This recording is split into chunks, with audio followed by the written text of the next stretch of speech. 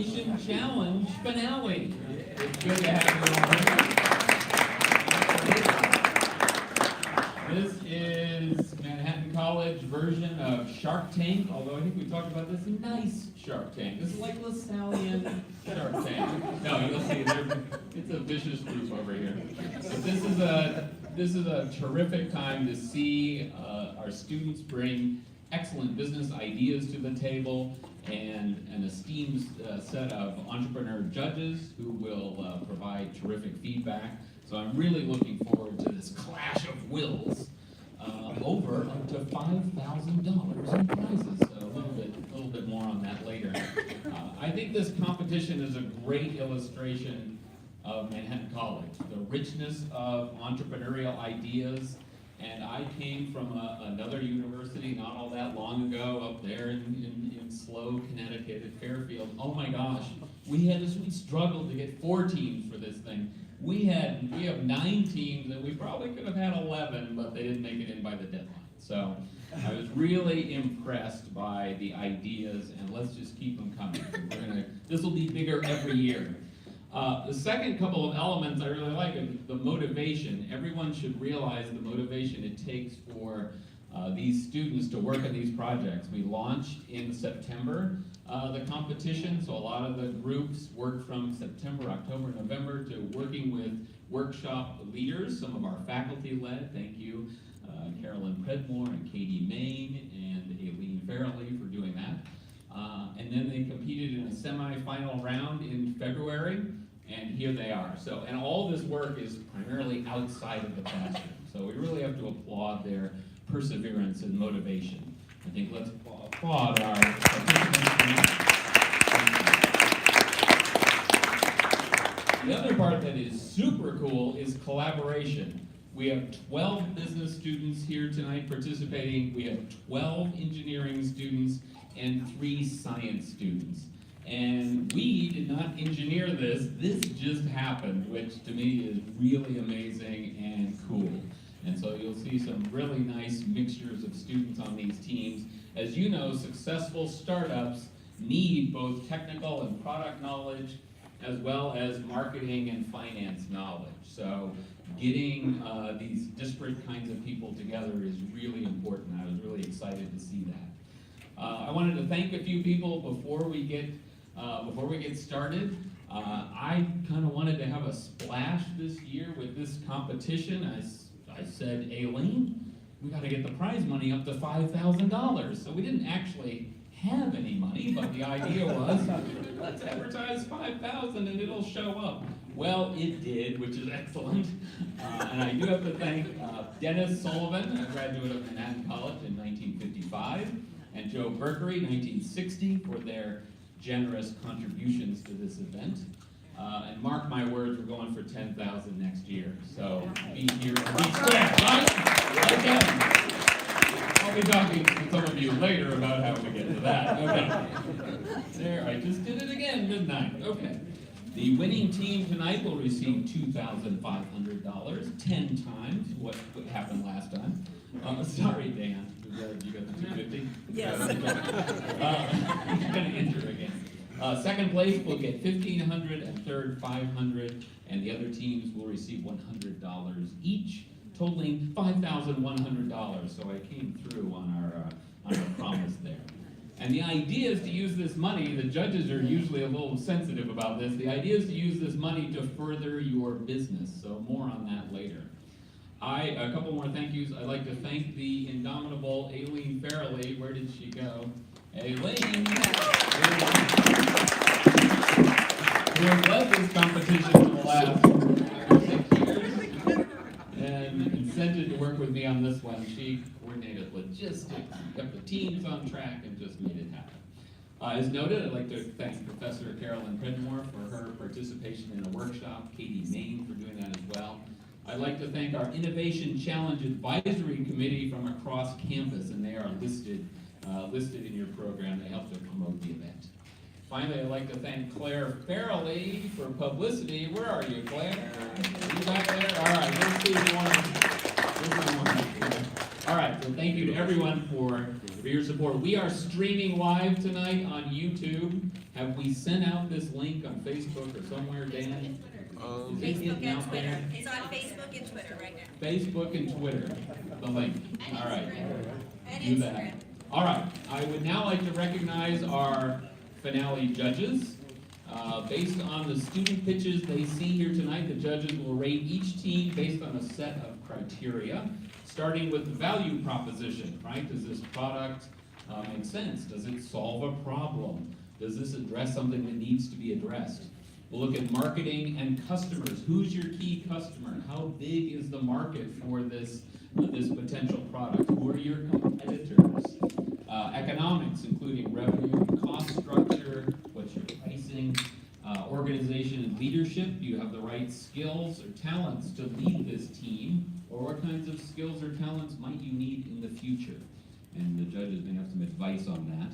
And then effectiveness of presentation in terms of clarity and passion. So we will see, the judges will then accumulate those ratings, and we will make a tough call in a little bit of time tonight. My pulse is already racing. Okay, let me introduce our judges. First we have Dr. James Boyle. Raise your hand there. There we go. He's the Executive Director, Faculty Entrepreneurship and Venture Development at Yale University. He graduated from Manhattan in 1983 with a BS in Mechanical Engineering. He founded the Yale Entrepreneurial Institute to work with students and faculty on new venture ideas. So thank you for being here, Jim. Ben Hartz. Ben Hartz is, and Ben also led a workshop earlier this year. It was a terrific to interact with Ben. Ben is CEO and co-founder of Kinetic and Q Media and founder of the podcast Off the Grit. He graduated from Manhattan College in 2011 with a double major in biology and psychology. I love that. He is the 2012 Olympic trial candidate in boxing. So if you don't like how he rates you, I think let it go. Kinetic is a fitness video streaming platform that he founded, among other startups. So thank you, Ben. Kieran Farrell is managing partner. He's managing partner, students, you'll want to know this, managing partner of Gun Hill Brewing Company right here in the Bronx. Kieran received his BS in finance from Manhattan College in 1996. And Gun Hill Brewing, founded in 2014, is the first production brewery in the Bronx since Prohibition. So, and he is expanding his distribution and competing on multiple IPAs, I hear. All right, we welcome Frank Pietrantonio. Frank is partner of Cooley LLC, Intellectual Property and Patents. Frank graduated from Manhattan in 1980 with a BS in Electrical Engineering. He works with inventors on patent protection and enforcing their IP rights, which is critical. Thank you, Frank. And finally, again, Dr. Carolyn Predmore, Professor of Marketing at Manhattan College. Many of you probably have had Carolyn Predmore at some point in their career. Okay. She is a Director of Global Business, Faculty Advisor to the Entrepreneurship Club, and a partner in an entrepreneurial micro business within the knitwear fiber industry, Knitting in Our Jeans, Genes. She'll explain that later. She is finishing her 30th year at Manhattan College this spring, and unfortunately for us, retiring at the end of the year, so that she can spend more time wait for it, sailing around the world. That's right. Maybe not all the way around the world, but far off exotic places. So thank you to all our judges. One more round of applause. Oh, look at the time, right? I think we are ready to go. Are you all ready to go? Okay. Claire, are you ready with the technology? Oh, there you are. Oh, excellent. All right, I think we're ready to go. The way it works is that each team will have 6 minutes to present. And then we will be timing. The noble Alex is here to time, and I will cut people off if they go over 6 minutes. The judges will then have 6 minutes for feedback and or questions. Okay, so it's going to be tight. So in some cases, the judges will focus on what the team needs to do next to move to the next level. So we're ready to go. Let me welcome, oh, and let me note, this is midterm time, so some of our students have to leave at certain times, so we shuffled the decks a bit on the teams that are going. So PeerAsk is first. If you're taking score on your program, PeerAsk is first. Let me go to that now. PeerAsk is presented by business students Raymond Costello, John Ewing Markey, and science student Arfan Kabir. Okay, whenever you're ready, turn on your microphone. Hello.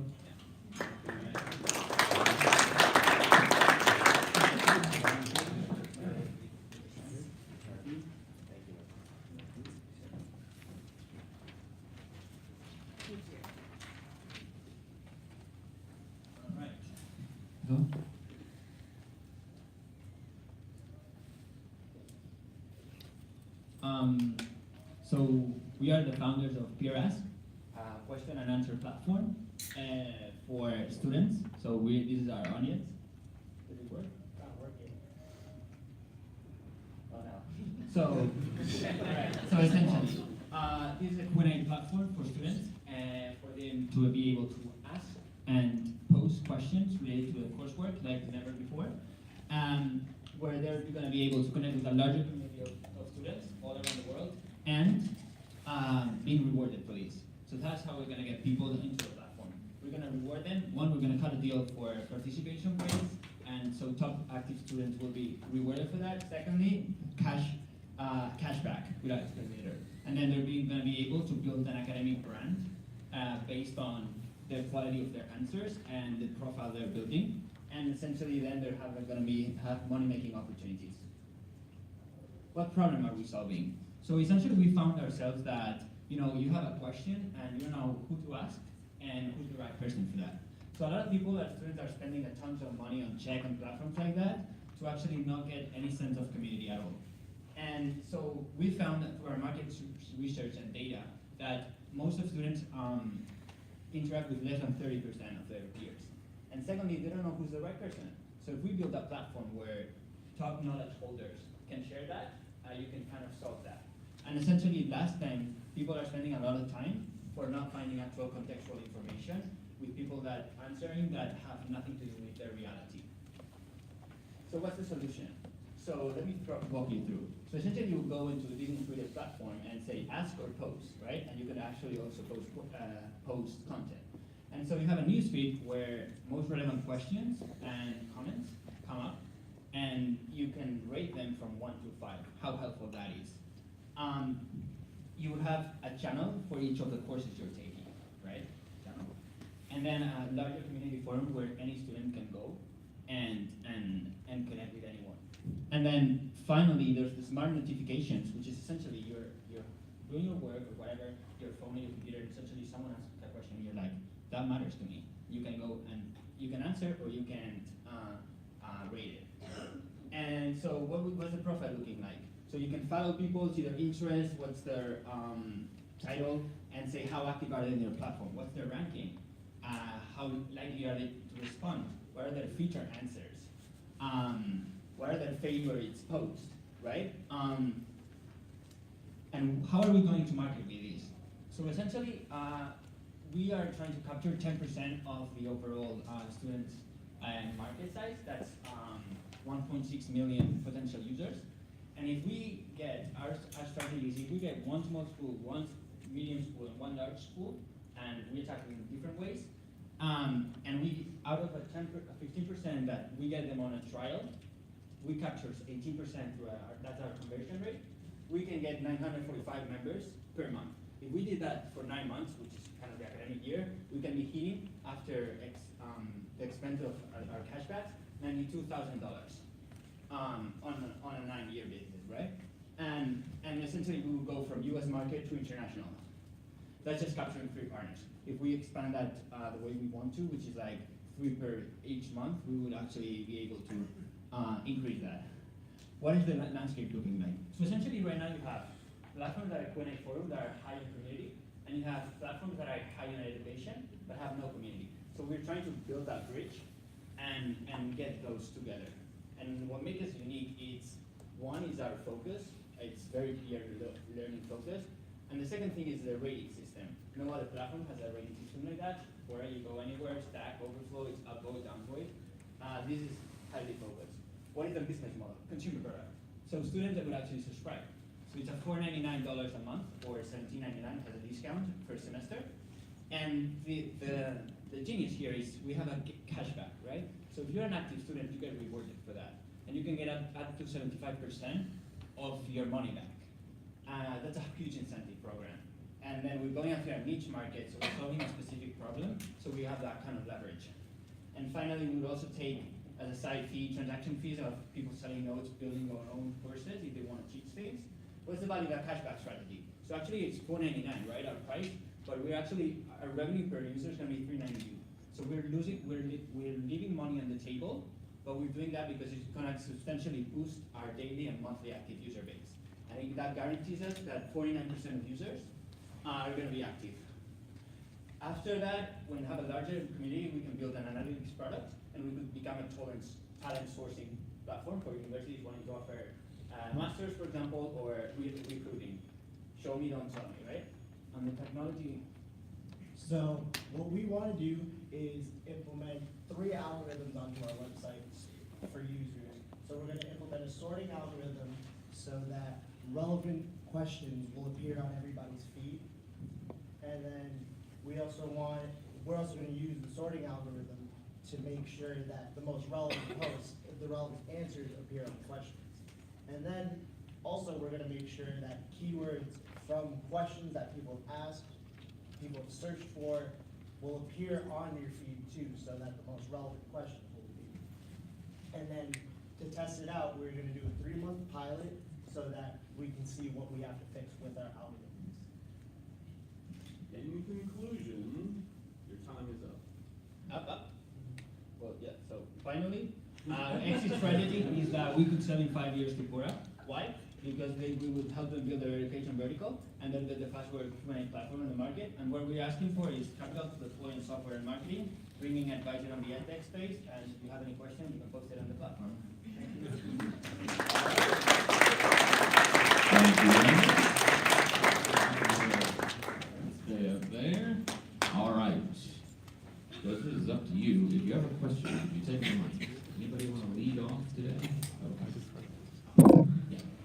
Great presentation. That was really good. Can you tell us what was your biggest surprise when you finished doing customer discovery? Yeah.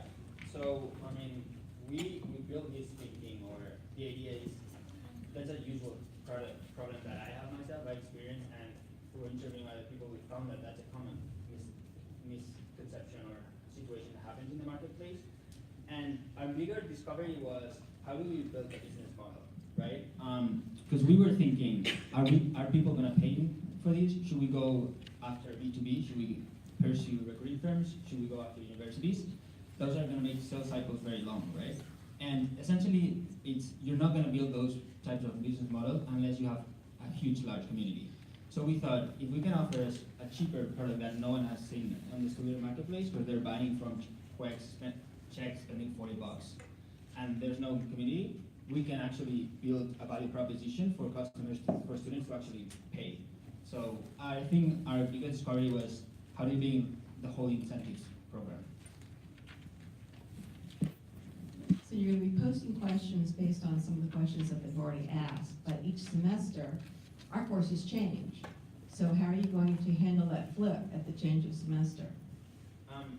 So every user has logs in with their school account, right? Either a school is a partner of us or not. Partner just means they're kind of helping us push it, but we don't need them, like actually. But essentially that doesn't matter because every student, as it's logged in, they will have a channel with their classes. Right. So it's not. So the school's gonna populate those? Who's gonna populate every time the semester changes? Yeah, so it has to be linked with the school.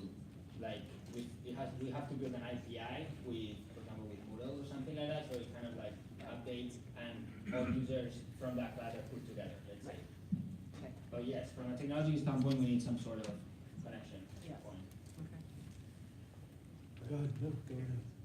I have a couple questions, actually. One, amazing job at presenting that, and the amount of time you did communicating and moving over, I think was well done.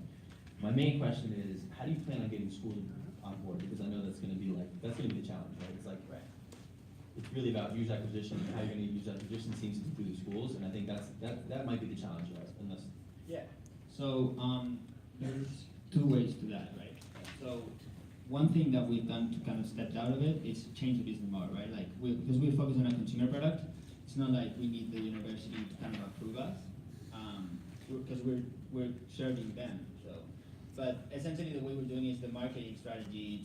We can do two things. One is go direct to consumer. So for example, marketing for events that they host that we can sponsor, social media marketing, partner with big social media pages that a lot of students follow, and start making a lot of offers. And then for the value proposition, I would say how we're going to get universities on board is really going to be through relationship building. And I think doing a pilot is going to be the key, right? Like if we prove the value, that's how we can do it. Agreed. I think you just have to go after how to provide the most value to the universities if you can, and try to do it without spending any marketing dollars, because I think that might be the problem you don't have. Would you want to raise capital right now?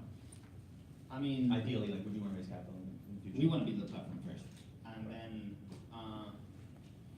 I would say marketing would accelerate our growth, but can we do it without it? We can. So yeah, that's all. Yeah, I echo the thoughts on how strong the presentation was, but a quick question on execution going forward. So you outlined what you hope the algorithms might look like and what they might perform. Where are you in the development of the algorithms, and what do you project in terms of the timing for actually pulling things together? Currently we've planned out everything, but we don't have anything implemented just yet. But we're also hoping as time goes on that we can make the algorithms more and more complex as we go on. And then we would use the beta test to help refine anything that we have. And who makes up your team that you're going to rely on? Yeah, for so actually doing that? we didn't have time, but so it's a YS, right? So what you said is, so he's in charge of the brain behind how is this technology platform going to work, but we're also going to look for software engineer to move faster in terms of actually implementing it. But the team is, so it's myself, I have experience in, well, I don't think it's now I explained it, but and it's myself, John that is sitting right there, he's on more on the economic side of it, and then Arfan, and then a couple other people that we're talking to that we might bring on board, especially for the CMO role and for the software engineer.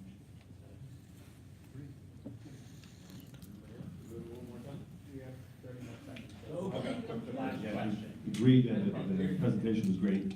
I'm just a little unclear on who the competition is. Could you just quickly elaborate on that? Yeah. So the main competitors on the education space would be Check, Wiley Plus, right? These two here. Because they offer solutions for students, you can go there and they have resources, they have resources, and you can do tests, practice tests, and they give you answers and things like that. Maybe Quizlet.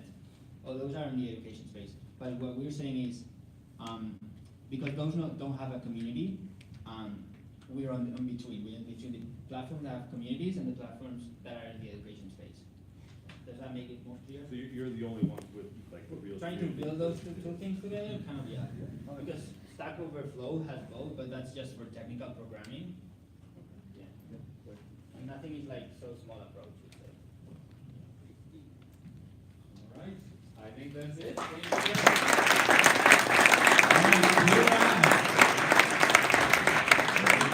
Thank you.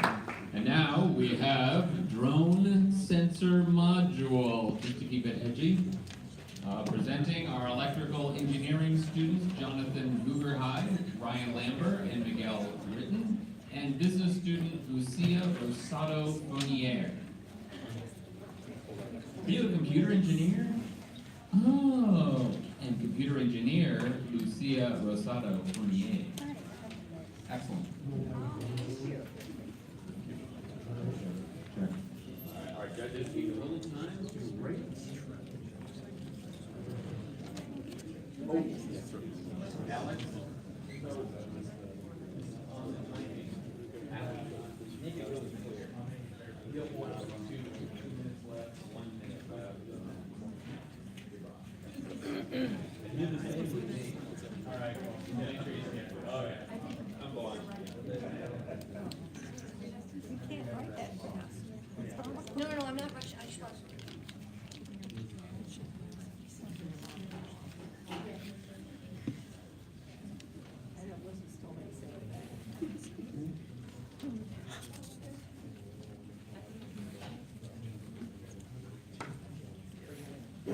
Good evening, distinguished judges. Thank you for your time and attention this afternoon. We'd like to present to you our entry this evening, Drone Zone, revolutionizing the military and hobbyist market.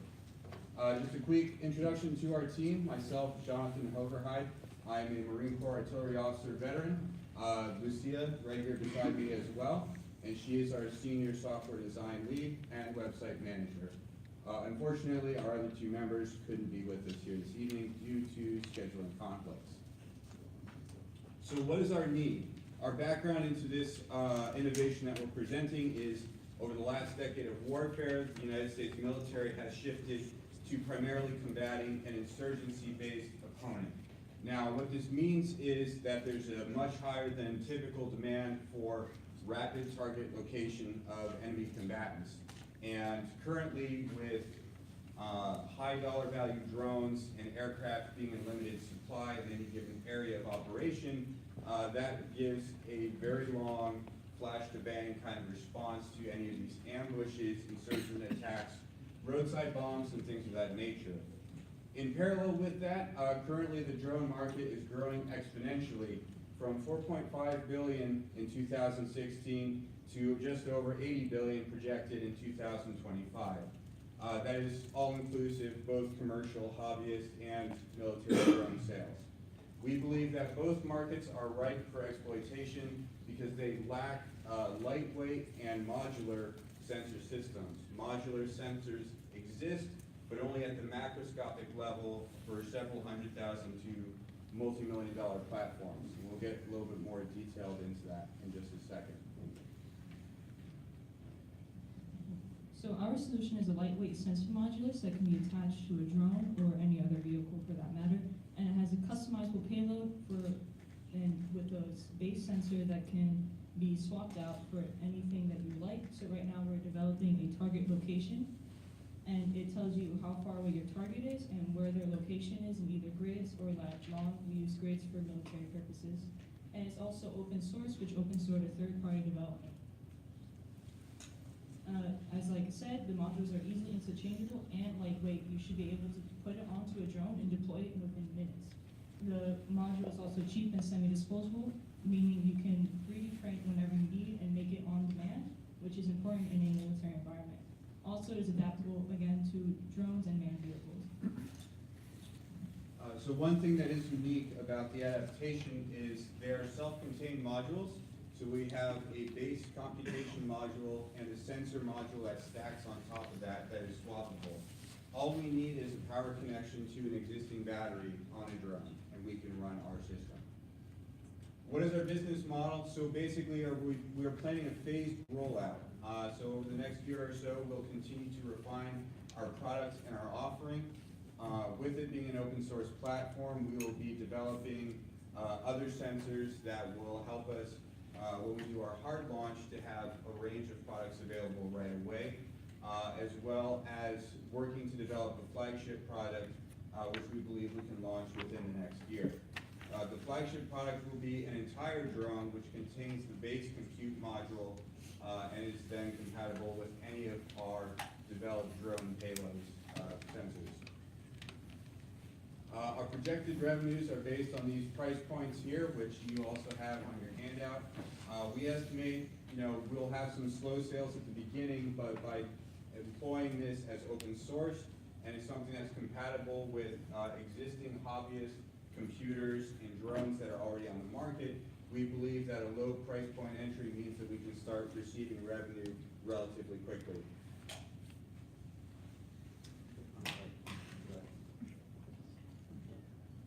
So basically, the marketing plan, the pay-per-click campaign, we plan on using Twitter and YouTube the most. Here are the revenues of the others because they are the cheapest but also have a wider range. We plan on getting about 100 website hits at first, and then over a year we plan to get about 2,000 to 4,000 a month after a year. So we're projecting about a 10% conversion in terms of, or slightly less than that for conversion from visits to sales. It's a little bit optimistic, but we believe that our growth will scale with traffic as it increases. Hoping to hit, like she mentioned, approximately 2,000 plus visits within our first year of launch. Our advantage, one of the things that's unique is that I bring to the table some insider knowledge of what the military wants. It's a quickly deployable system that I believe is very useful, but also I also offer the advantage of knowing about business centers of innovation that are little known within the military. Things like the Rapid Equipping Force for the Army, Marine Corps Warfighting Lab that have separate funding not tied to big Pentagon dollars that are easier to obtain. Some of the other advantages is it also times well with the growth of the hobbyist and educational market with open source products being utilized in building STEM technologies as early as high school. As you can see, the price point of our competitors is extremely dramatic in terms of comparison to our encapsulated system being approximately $500, meaning it is a semi-disposable system, but definitely reusable in a multitude of missions. Here's our projected timeline. As you can see also on your handout, we do believe that we can finalize some additional sensors within the next couple of months and then launch our flagship product coinciding with the marketing blitz in approximately a 1-year time. At this time, we'll take any questions that you might have.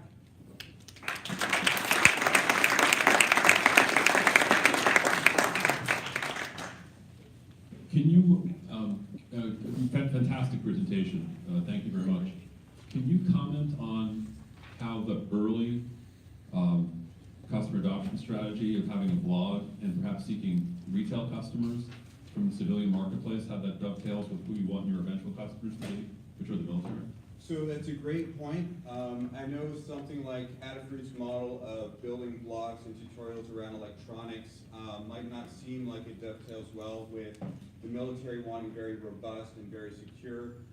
But it's worth noting that the military has actually started adopting different things like Ubuntu or Linux-based operating systems and other open source architectures because they've seen that these crowdsourced mature technologies are very secure. They're very stable because literally thousands of people are developing them. We believe that we can do something similar, but of course we can also add encryption, robust encryption algorithms onto a video stream and control systems with very little difficulty onto our existing operating system. So do you see this being useful for Amazon's drone delivery of packages? I'm trying to figure out the consumer usage of this. Sure. Drones for taking pictures, and then a follow-up question, if someone's sending this drone over my backyard, is there some way I can disable it? So currently the FAA prohibits tampering with drones. It's basically considered tampering with a full-scale aircraft and appropriate jail time for that, so you can't mess with it directly, regardless of who owns it. What our kind of use is, not just the military, but also law enforcement, other first responders. You can put a thermal camera to help firefighters. You could put on night vision to help law enforcement track a fugitive or different things like that. But it's also useful for hobbyists who might just want something a little bit more exciting than just a video stream. So now they can go out, take pictures, and find geocaching locations, all kinds of different things. It's Pandora's box, basically. Yeah, sorry, I was going to say, it's really great, I love it.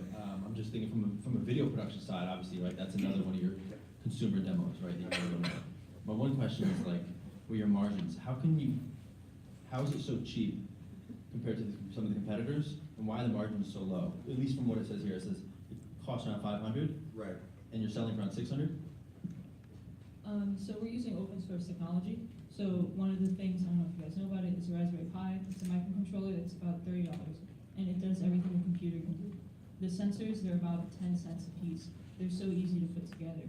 And since it is build it yourself, you can print it yourself. You don't even need to buy the casing. You can 3D print it yourself for as much as like 50 cents of ABS plastic.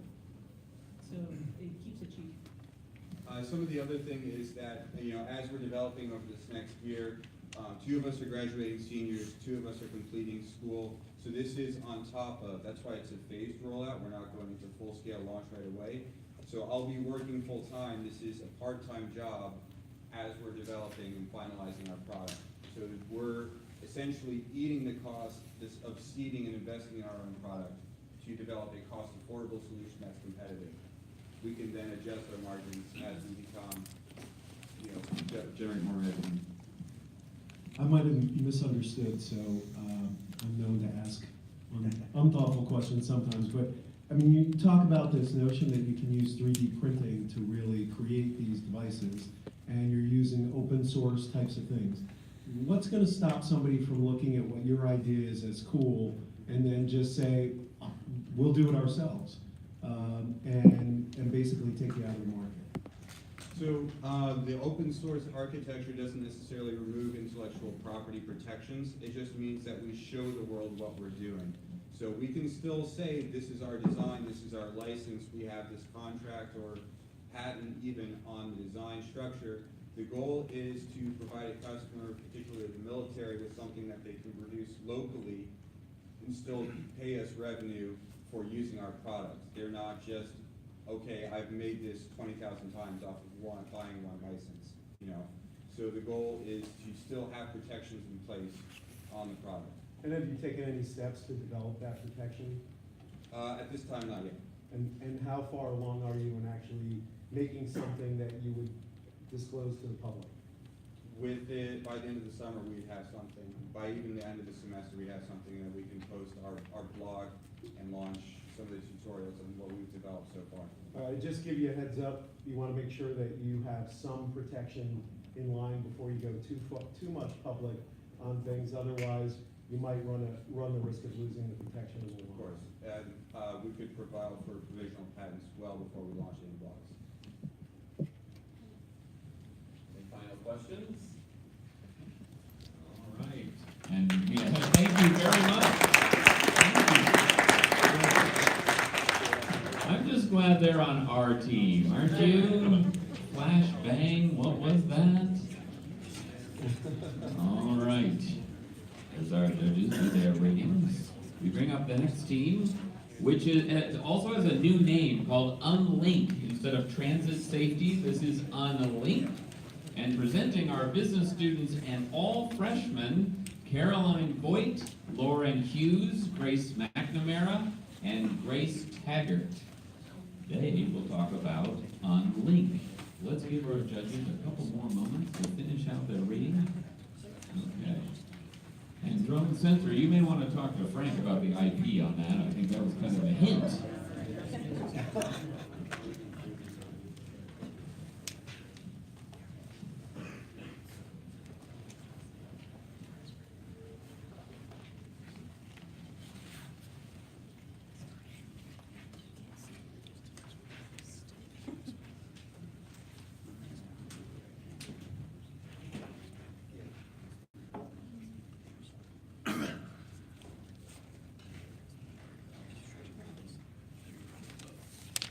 All good? Yes.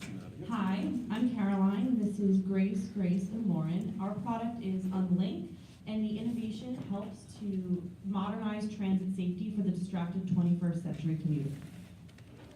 Our story starts at my local Ramsey, New Jersey, Main Street NJ Transit Station. It is the oldest operating train station in the entire state, and it is the second deadliest train station in the whole NJ Transit system. So 2/3 of these deaths are actually completely accidental. The way in which this is happening are people who are traveling on the train have their headphones in and they're just kind of disassociated with what's going on around them.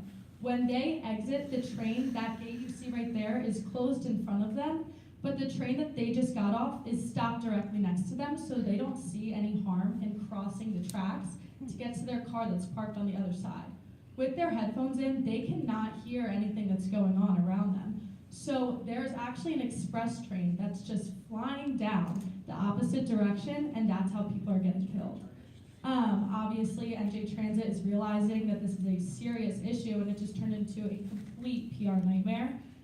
So they allocated some money towards safety, but their only real solution to the problem was to hang posters to urge the already distracted customer to look up.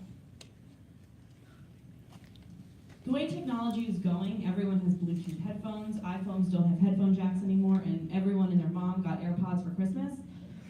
The way this technology works is your phone emits a radio frequency signal that your wireless headphones pick up on, and that's what enables you to listen to audio.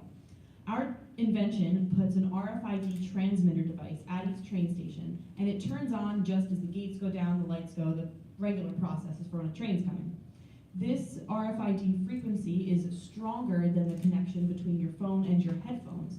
So when it turns on, it disables the audio, realizing in your headphones, oh, my music's turned off, alerting commuters that something might be going on.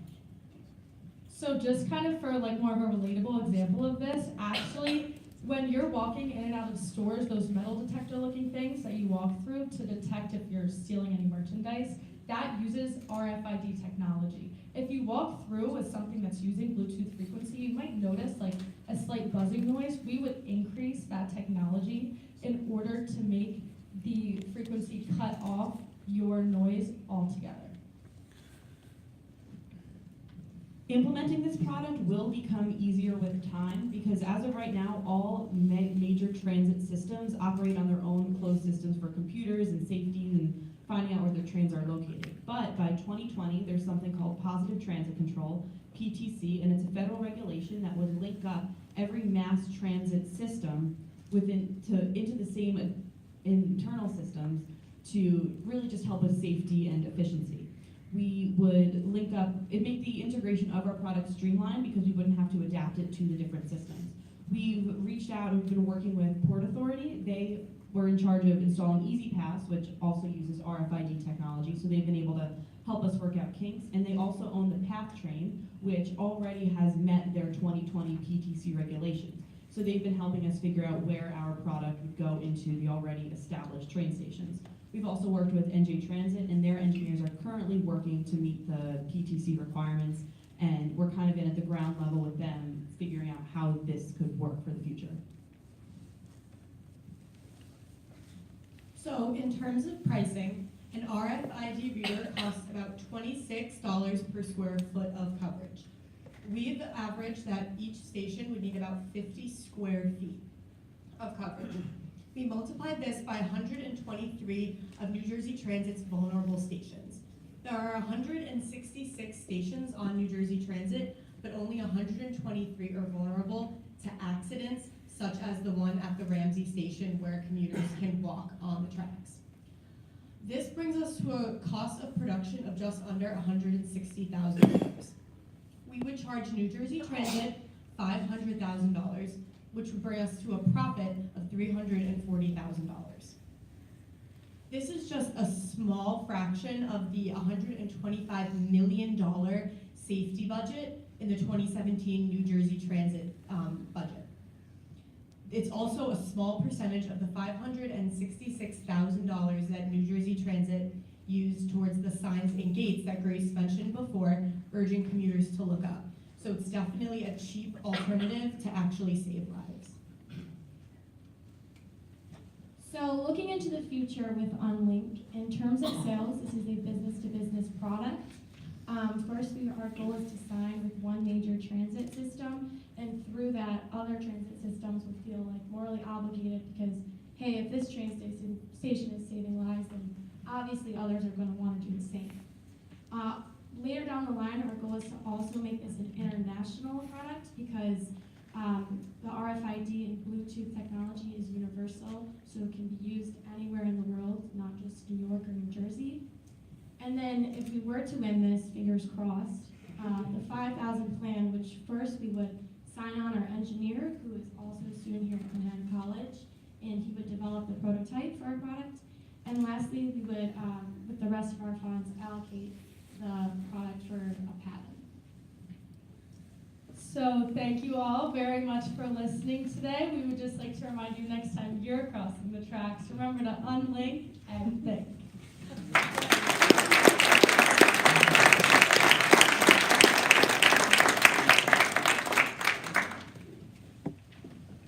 It was a great presentation and a great idea. Is this idea scalable though beyond just railroads? Have you thought about that? Yes, it can be used in situations where people are already distracted with their technology. Something that we were looking into is big events like 5Ks or runs. Everyone's plugged in to their devices anyway. So if there's an emergency, you can't talk to people. They're all blasting whatever music's gonna get them to the finish line. So having readers in situations like that might be able to help people in other circumstances as well. I think if you could figure that out, you'd be really on your way. One, I love the mission, you know, you want to preserve human life. I think that's important. I think it's important enough to drive the product forward. So I have a couple questions here. I'm gonna keep it limited, but like, what are some of the roles and responsibilities of the team? For us, For you guys? we really, all of us are the ideas side of it, and we do have a lot of questions amongst ourselves, which has helped us forward the idea because we all bring a different angle of thinking. Our problem now that we're looking to solve is to bring on an engineer and work with people who actually have the technology side of it. We work well together, but we don't have enough information on our own, and using different connections, it's good that we all are in different capacities to find people to help us out. Right. I guess my second question, I just have a quick break, but my second one is developing, and like, how do you leverage what you have or what you hopefully will have for the New Jersey Transit? How do you get in those conversations with them? Well, I brought the idea to NJ Transit for a high school project a few years ago once people started dying. They loved the idea, but it was so rudimentary that they didn't know how to help me or how to go forward. Perfect, so how do you get started? So they already are interested at this point in working with it, but because we don't have a prototype, it's tough to further this talk. Right, now, how do you get started on the prototype like now? Well, we have an engineer, and our product itself, there's already in place, there's outputs going towards putting the gates down and turning the lights on for when a train is coming. So our product would have to be the connection that would receive the outputs from those wayside units to connect to the readers, and that's what we're working Right, on. can you bring the engineer on right now? Is he here? No, he's class. Okay. So, All right, so he's on board though? yeah. You Now guys that we're paying him, he's really on board. Oh, you're paying him? Is he getting equity? Yeah. Okay, so he should start doing it now, right? Yeah. Perfect. Are there any regulatory issues you have to be concerned about when you're, blasting something like that out and blocking other people's Bluetooth capabilities? And what are the other safety implications by actually doing blocking by people walking through? I mean, it's great that I agree, awesome mission statement to preserve life, but are there any potential accidental consequences by the use of the technology? That is something that we looked into, and it operates along the same lines of, I don't know if you know, when you're going through the Lincoln Tunnel and on the radio, the announcements come on the traffic and things, or when you're on a plane and your music shuts off for an announcement. It's that same sort of, I guess, annoyance to your life, but it's only in a 50-foot radius of people going under the tracks, and it's in such a closed system, it only would affect those people in that circumstance. Different question. You mentioned the cost of RFID on a dollar per square foot basis.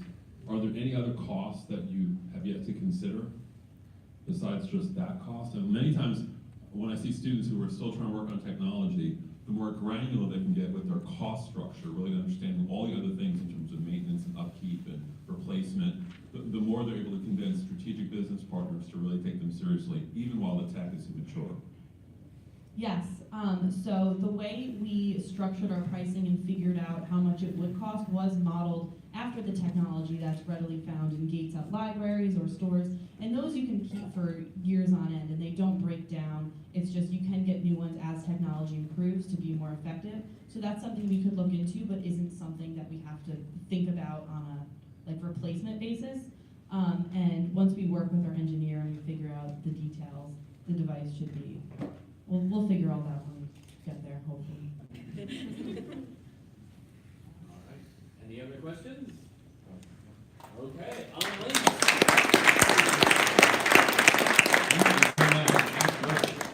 And they're freshmen. All right, this is good. Our fourth team is Wizard, presenting our business student Matthew Botto and the computer engineering major Faris Ayub. They will present for 6 minutes.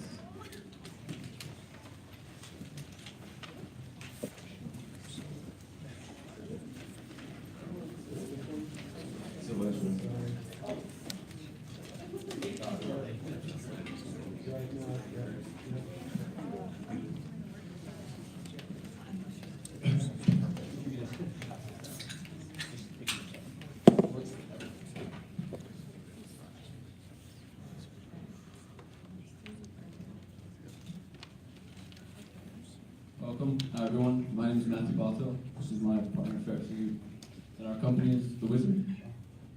So, our mission statement is a more convenient way for brushing your teeth while saving the planet. Our product is a one-time use toothbrush that already has toothpaste put on it, a pre-pasted toothbrush, which is biodegradable and travel size, so you can carry it with you anywhere you can. So our toothbrush faces two problems. One's a big picture, which is the plastic pollution, and the other is a small personal problem, which is inconvenient. So currently the plastic pollution is ridiculous. So humans use about 1 million plastic bottles per minute, 4 trillion plastic bags used worldwide, and only 1% of the plastic bags are recycled. So personally, everybody's like, oh, I'll recycle this can, it's like, it'll make a difference, but as you can see, there's not much really going on with recycling.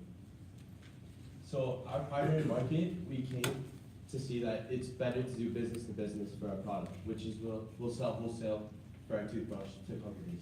It can address overnight travel, restaurants, vending machines, and entertainment events.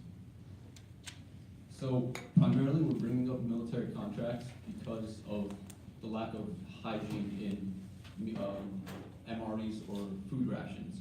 So if you can see right here, it's kind of small. This is a wet towelette, and this is chewing gum. In MRE food rations, that's the only sort of hygiene they get. They get to clean their hands, and they get to chew a piece of gum, but there is no hygiene in regards to your mouth. Some soldiers are aware of that, some of them don't care. It's really a preference. However, there's 1.3 million active duty soldiers in our current military and 800,000 reserves.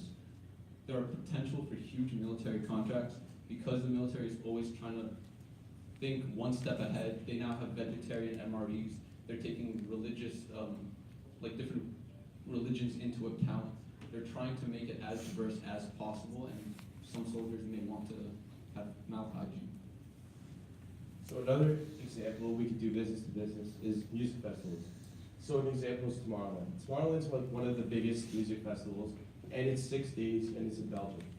The main thing is that there's 400,000 people that attend within 2018, 2017. 2019 is coming up, and they think that'll be even more. The fact that there's over 75 countries represented can show that if this music festival was to provide these toothbrushes to people that are renting tents or staying overnight, the music festival could show them like, oh, we actually care about your well-being, like here's some dental hygiene, and the people would be like, wow, this really makes a difference, and I might bring more people to the festival because of this. And this will also show like advertisement for our toothbrush, like, oh, look how convenient it is for us to use it.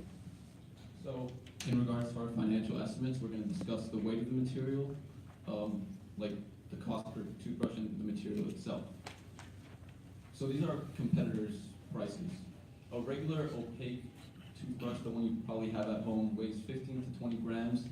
It costs 50 cents a pound, and its entire toothbrush, plus shipping, labor costs, manufacturing, that's an average of 65 cents per toothbrush. However, for the Wizard, it only weighs 5.66 grams. The cardboard, which is our product that we're going to make it out of, weighs, it's only 5 cents a pound. And just the material itself, not including labor or manufacturing costs, the material itself costs only about a penny to make per toothbrush. So for our extended estimates, our main market would be travel. That's what we want, either buses, Greyhound buses, airplanes, or trains. Transit itself is a $1 trillion industry, but we're trying to narrow it down to about 500 billion because that's what accommodates like our company. That's what we can target itself. If we only tackled 1% of $500 million, that's $5.19 billion by itself. If it's just 1%, we have the potential of creating an entire enterprise. So there are competitors out there. They don't have exactly what we have, but these are somewhat the same. So Preserve is based in Massachusetts. They have 100% recycled toothbrush handle, but the bristles on the toothbrush isn't recycled, and they're pricing at $3. The other, Life Without Plastic in Quebec, is almost a direct competitor because their toothbrush is completely recyclable, completely. It's made out of wood or bamboo, and the bristles are used boar hair. But the pricing is $26 to $70 because they sell them in packs of 5 or 10. But we beat them at where the pricing is. So we'd like to end our presentation with our saying, is we're not selling you a toothbrush, we're selling you convenience. It's a one-time use toothbrush, you can use it at any time, between job interviews for college students if they have 2 or 3 times a day, right before a meeting, because really how quickly are you going to chew a piece of gum before an interview? At any given moment, overnight. If anyone has gone international traveling, you know that airplanes, they give you those packets and they have toothbrush and toothpaste. And I've been fortunate enough to travel a bunch of times, but I've never not once gotten up, went to the bathroom inside a plane and brushed my teeth. But if I can just rinse some water underneath it, brush my teeth, throw it out and forget about it, that saves my time. I can go back to the movie that I'm watching or just go back to sleeping. So, thank you.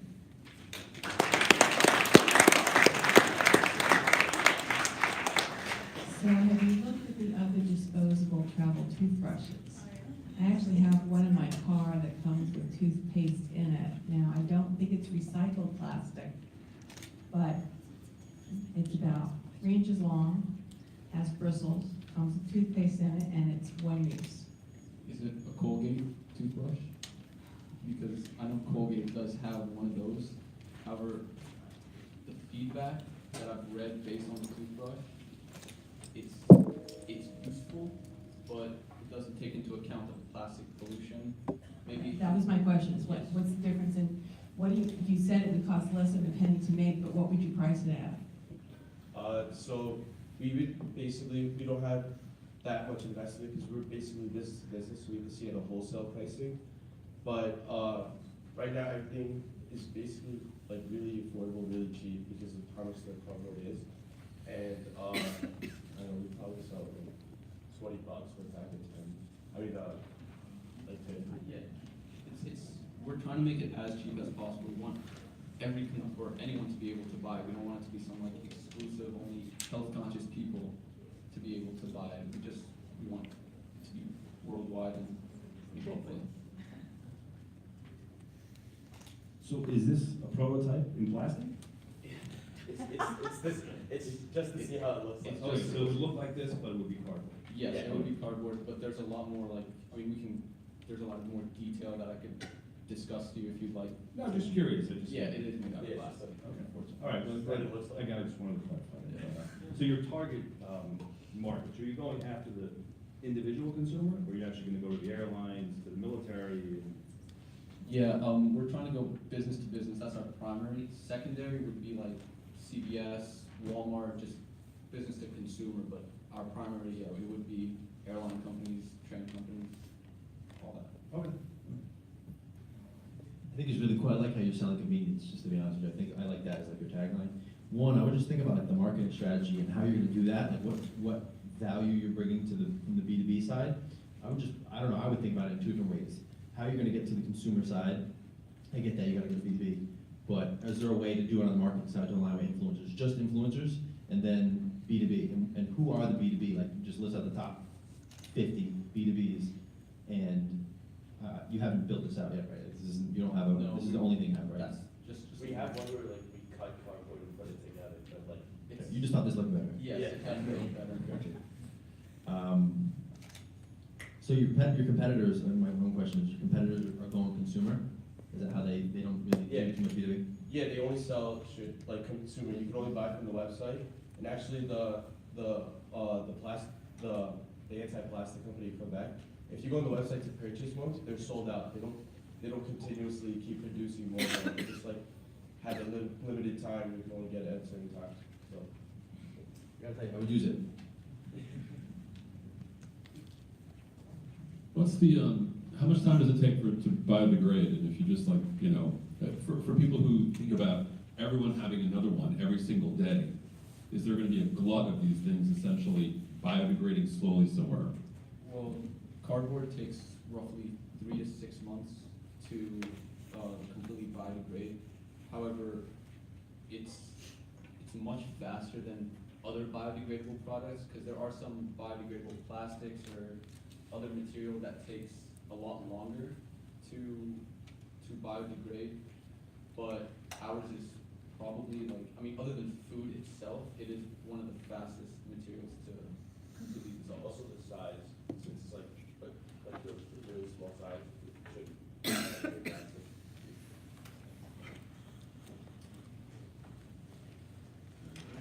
Any other questions? One more real quick. Oh, sure, yes. Yeah. What's backgrounds, you guys? Oh, I'm a finance major. Got it. Got it. Sure. Thank you. Wizard. Makes you want to run out there and brush your teeth, doesn't it? Yeah, you're a little bit. All right, our fifth team is QuickMech. And presenting our electrical engineering major Karthik Madur, mechanical engineering major Kishan Thakurdan, and business student Praise Omnipole. Something like Omnipole. Oh man, oh man. All right, just said I did pretty well. First, you said you did good enough. Can I hear your name? Praise Omi Conley. Omi Conley. Lay. Like lay. Like your lay. Omi Conley. All right.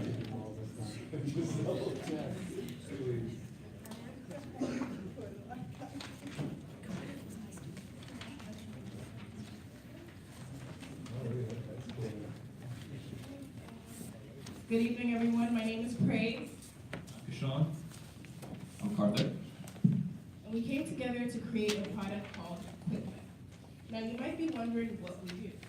On the screen is our company mission. To summarize, we aim to increase levels of productivity by bringing services and customers together and making them more accessible to each other. All right, now what are we trying to do here? Let's face it, auto repairs are very expensive, and trying to find the best price for them is often very time consuming. Let's see what this looks like visually. We have our regular vehicle user here, Arvin. He's gonna go up to his car, see a dent, and become very angry and frustrated that now he has to find out to solve the problem. He's gonna hop in his car and drive to the closest mechanic he can find. Once coming to the mechanic, he's gonna get out, show the mechanic his dent, the mechanic's gonna take a glance at it and hit him with a price tag of about $600. This is way too much for Arvin. He's gonna hop back in his car and drive to another mechanic to find the best price. So all this is taking time. Now when he gets out to go through the same process, show the mechanic the dent, and that gave him a price tag of $750, $150 more than the original. Now he's gonna be very angry and frustrated, hop in his car, keep driving, angry for the rest of his day. Now let's look at this one more time. Arvin is gonna run to his car, see his dent, become angry, but then realize, wait, there's a platform that allows him to take pictures of his damages and videos and upload it. Uploading it then allows mechanics to give him quotes based on the damages that they've seen. This saves Arvin time and money. Introducing QuickMech. QuickMech is a platform that allows his users to sign into their profile and view the quotes given to them by mechanics that have bidded on the damages that they have uploaded. You can see that this user already saves $100 just by using our platform. Now what if the user wants to find the price of just an oil change in their area? They'll go in, search their area of Yonkers, and see the prices of the mechanics have listed here. Now this user is already saving $5 on his oil change and finding a better mechanic in return. All he has to do, go in and schedule an appointment. It's as easy as that. QuickMech is a platform that saves its users time and money while bringing in clientele for its mechanics. So who are we targeting? We don't have just one, but two target markets. We have the mechanics and our regular vehicle users. In the long run, we're targeting the whole of the United States on the side of the mechanics, and in the short run, just the tri-state area. That's approximately 31,000 mechanics. Same thing on the side of the vehicle users. But how do we know this is going to work? We did some market research, and we found that 9 out of 10 people said that they would definitely download the app and use it to find their local mechanics. But obviously, we need mechanics as well. On the screen is a list of mechanics who are already set to download our platform and have their shops listed on our app. If you don't believe us, let's see some things they said. We asked, is this something that you pay for? Of course, I'd subscribe in a heartbeat. Without a doubt. I would definitely subscribe. Now you can see that we have mechanics ready to have their shops listed on our platform today. Now let's see what our competitors are doing. So we have two competitors, OpenBay and RepairPal. They're not that user-friendly, and they do not have a platform where customers can upload their photos/videos where mechanics can quote them on the best price possible. So let's pass out OpenBay, let's cross out RepairPal, and let's bring in QuickMech. Now, let's talk about the money. So we're a mechanic-based subscription. Our cheapest one is $25 per month for a year for around $300. Our expensive one is monthly for $40. You guys might be thinking, this is a little too expensive, right? So we actually asked mechanics on how much they said they would pay for. They said they would pay around $50 to $80. We still have that cushion room just to make sure we're all in the clear. Now, there are around 240,000 mechanics in the United States. Our focus right now is the tri-state area, which is around 31,000. If we zoom in there, we're gonna do only 1% in our first year. With that 1%, we're gonna make around $93,000. In our third year, with 5%, we're gonna make around $465,000. And with our fifth year, with 10%, we're gonna make around $930,000. This is quick math. Now, let's see what we've been doing, what we're doing now, and what we're gonna do in the future.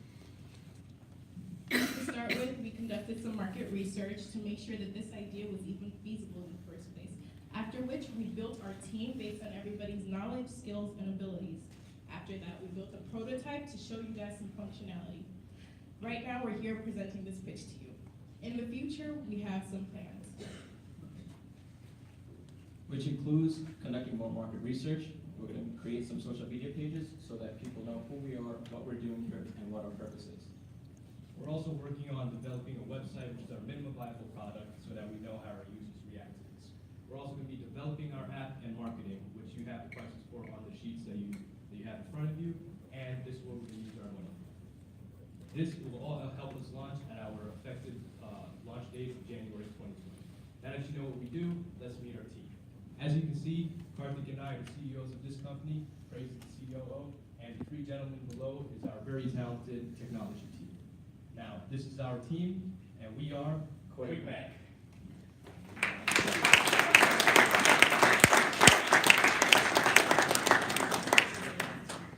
And Karthik is going to pass out some stickers for you guys so that you remember us after the competition.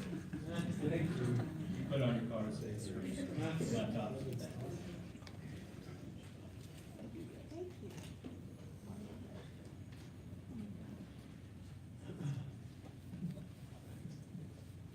That was a really entertaining presentation. Thank you.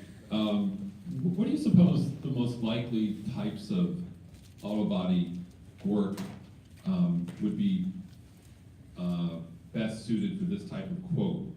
By, you know, small damage, you know, mechanics can make an easy estimate from a photo. If you're really in a more serious wreck, is the mechanic going to be able to diagnose that remotely, or might that really require you to go around and actually get quotes? So, for those serious wrecks, you might have to actually take in your vehicle. But what the platform allows you to do is take the picture and just get a base of what the estimate might be, right? But to answer your first question, the most common would probably be dents or like broken windshields or things of that sort. That would be consistent. We thought about being in competition with something like AAA because the thing I pop most are my tires. On my way over, and in fact, Dr. Trable, you know, hit a pothole just last Friday, was out of action.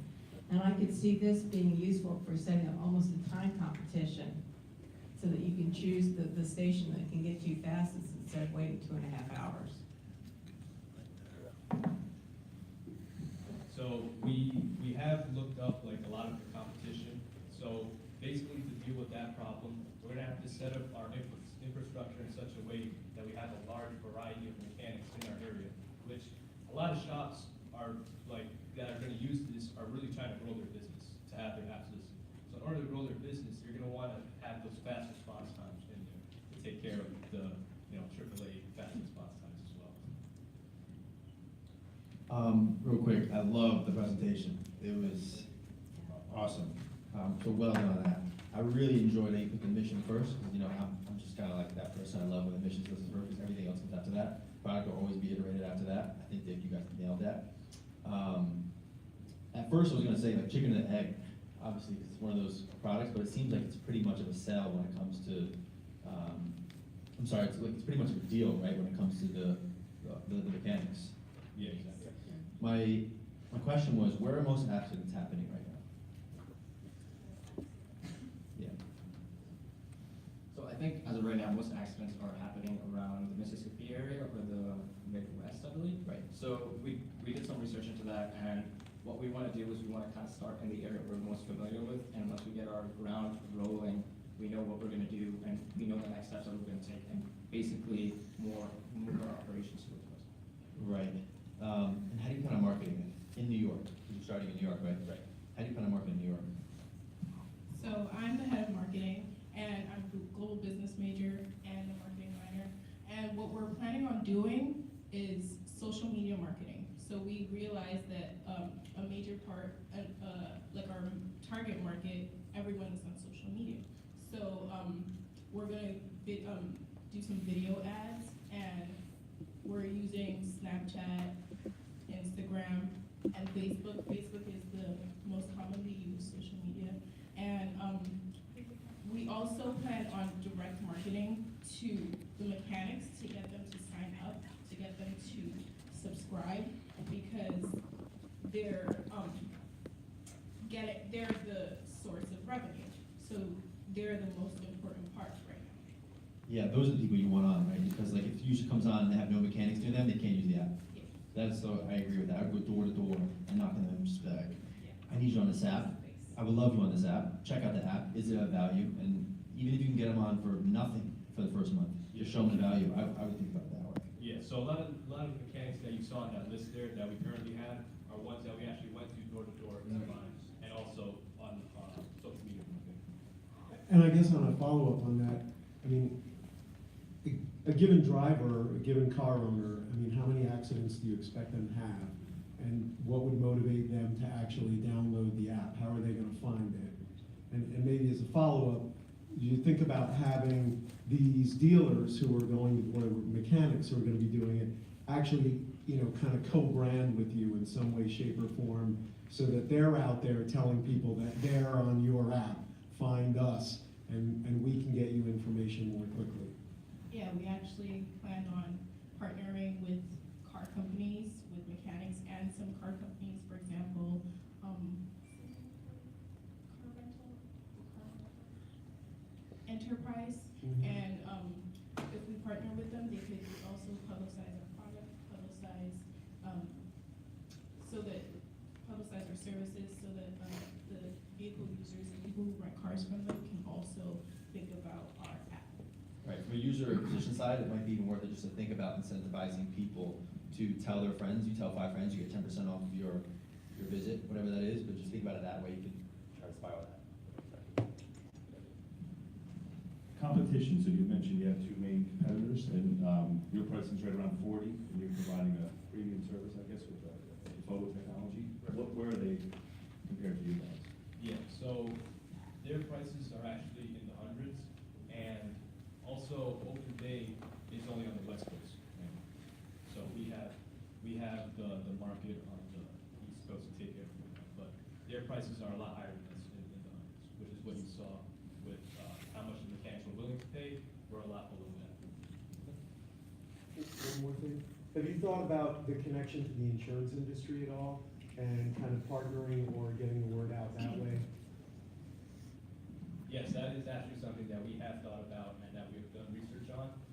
But as of right now, to get our minimum viable product out there, we're just trying to get the basics down. But that is true. We have looked into the insurance, because a lot of insurance companies are partnered with mechanics in the area, so that they have a deal going on, so that when cars get hit, they take it in and they get a discount on the insurance. So that is something that we are going to do in the future. We also planned that the mechanics, like when you sign up and when you're uploading your damages, you can select the insurance you use, and it will list mechanics who are in partnership with your insurance, who accept your insurance. All right, thank you. That is QuickMech. All right, we have time for a short break. Now, Now, this break is gonna be only so long as you see the judges away from the table. When they all get back, we're starting again. So, and please, eat as much food as you possibly can because we own it, so. Okay. My head is exploding here with ideas, right?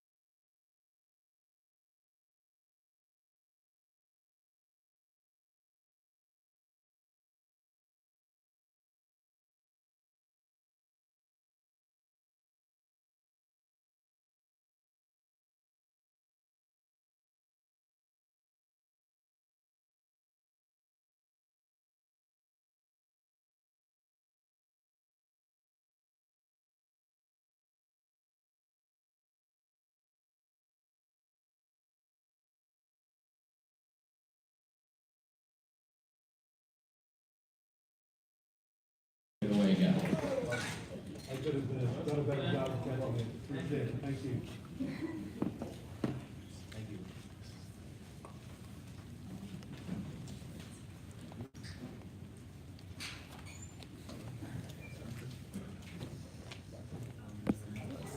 Nice to see you.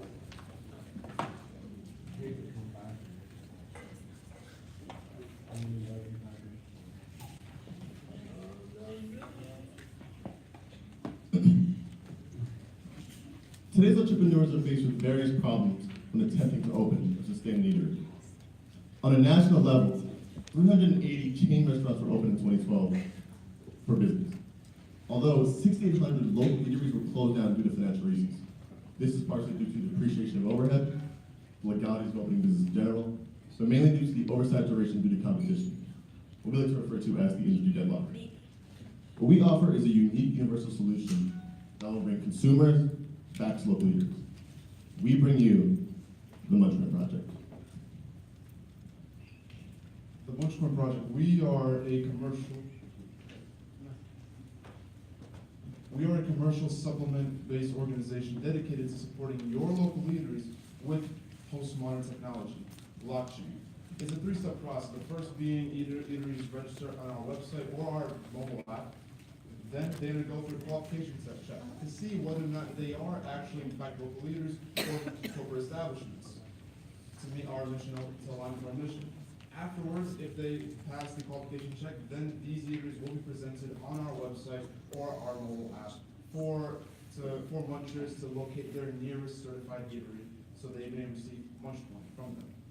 It is also easy as another three-step process, our main one, which is the Munch Snap Send process. First, a muncher, after they locate their nearest eatery, they'll undergo through a very simple transaction, as everyone in this room always undergoes to. We go to an eatery, we perform a transaction, thank you very much, and we get our good. That is Munch. Next, afterwards, the muncher will then take a photograph of their receipt from the transaction, snap. And last but not least, send. They will send their receipt, the photocopy of the receipt, to our organization email address. And to that, by the end of the week, they will receive their Munchcoin, which of course is dependent on how much they have spent at the eatery, of course, in support for the eatery. And just like that, ladies and gentlemen, we have the solution to the industry deadlock in the food and beverages industry. With your Munchcoin, you can do up to three tasks. You can hold on to it for it to accrue in value over time, or you can sell it on the exchange in return for Ethereum or US dollar, or you can spend it at one of our certified eateries for more goods, such as a sandwich or things of that nature. And this is our 24/7 available Block Explorer built on the Ethereum blockchain network, where you can see your transaction alongside every transaction happening every single day of the week from the low, alongside with more logistics on our assets. All right, awesome. So we went through competitive analysis of Munchcoin, and we came to the realization that we only have indirect competitors as well as a competitive advantage over these. So for example, American Express, they offered plenty points, but when the company decided to remove the program, the consumers' efforts of gaining the rewards were just futile, and they were left with nothing. So no matter what happens with the Munchcoin project, the asset is still in circulation, as well as the consumers can still go to the market and buy and sell the cryptocurrency. Also, Starbucks rewards, you can't go to Hooters and exchange it. That's just not possible. With Munchcoin, you can go to any of our certified eateries in those establishments and use Munchcoin as well as acquire Munchcoin. So our target demographic are college students 18 to 26, and a majority of them who are interested in acquiring a cryptocurrency like Munchcoin. 54% of them visit a local eatery once a week, 23% twice a week, and 21% go more than 3 times a week. And then our present marketing efforts. We started in February of 2018, and since then we have amassed over 4,500 followers on our social media platforms through 2 ways. One, through organic growth and word of mouth by staying active in cryptocurrency online communities and pitching Munchcoin, as well as bounty campaigns. So those who are interested in Munchcoin, we basically told them we'll give you a certain amount of Munchcoin, and for that they can just give us a like, a retweet, a repost, and just engage with our content. And then our future marketing efforts, and as well as a budget. We'll be running 2 advertisements. So learn more, that will direct consumers to our website to learn how they can acquire as well as use Munchcoin, and also app downloads when our app is fully functional, available to the public. Now those both both of those advertisements will run on Facebook and Instagram. The two platforms our target demographic uses multiple times a day, as well as a YouTube channel where we'll be networking and interviewing influencers, food influencers specifically, and we'll be talking to them about their journey through food, as well as they'll be helping us with our brand loyalty. Unlike the majority of cryptocurrencies available today, which are just merely securities, you can hold them by themselves. And Munchcoin, our net worth is equivalent to our net worth, demand. Our demand is dependent on our intrinsic value, which is our real-world application in helping and developing and resolving the deadlock in the food and beverages industry. Now, we see blockchain being adopted today for growing interest. We see it in retail industries, particularly with Walmart. We see it in the finance industry, particularly with Goldman Sachs. And growing interest will continue to accrue demand. Our three primary methods of gaining revenue are through market capital via the demand on the exchange. We have a high-frequency trading algorithm, which is only dedicated to buy and sell Munchcoin to USD for 2% of our entire market cap. So it's not enough to kill or even harm the asset. In terms of shorting, and we have our advertisers and influencer revenue, which is dependent on our marketing efforts and our foot traffic from the website and the app. Since beginning operation in February of 2018, we've established partnerships with 4 certified eateries. We've distributed Munchcoin to over 4,000 unique addresses, and we've created Munchcoin.co, which is a website that allows users to learn more about the Munchcoin project. Within the next year, we plan on quintupling to 20 certified eateries and 20,000 unique addresses. We plan on launching a fully developed mobile application that streamlines the process of Munch Snapset. And we plan on offering Munchcoin on multiple exchanges, with 2 to 4 being our current goal. In the next 5 years, we hope to expand to 300 certified eateries and 1 million unique addresses, and offer have certified eateries accept Munchcoin as currency. But you guys, you didn't agree with that. All right.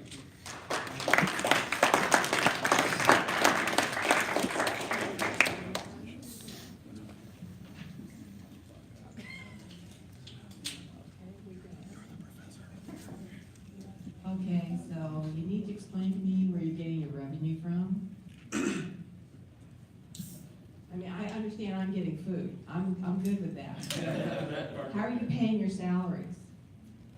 Okay, so in terms of salary among us four, each of us have our own set of total Munchcoin that we each own. And of course, it is an asset that we are all going to develop, so there's no interest whatsoever in terms of dumping the market and shorting it. As per the revenue, we have the advertised revenue, which will have ads on our website, and of course that will provide us with revenue. We have influencers, Munchcoin, very popular. Let's interview you. We want you on our channel, for example, Joe Rogan podcast. Or, last but not least, our most consistent form of revenue, which is our proprietary high-frequency trading algorithm, which is built to buy and sell very small increments, 0.001 or so of Munchcoin on the exchange every so seconds, but not enough to harm the asset. And this way you should have a diagram of the actual splitting of the actual currency, right? 10% for the team, peanuts, 40% for the general public, and 50% for the reward supply that we have pitched to you just now.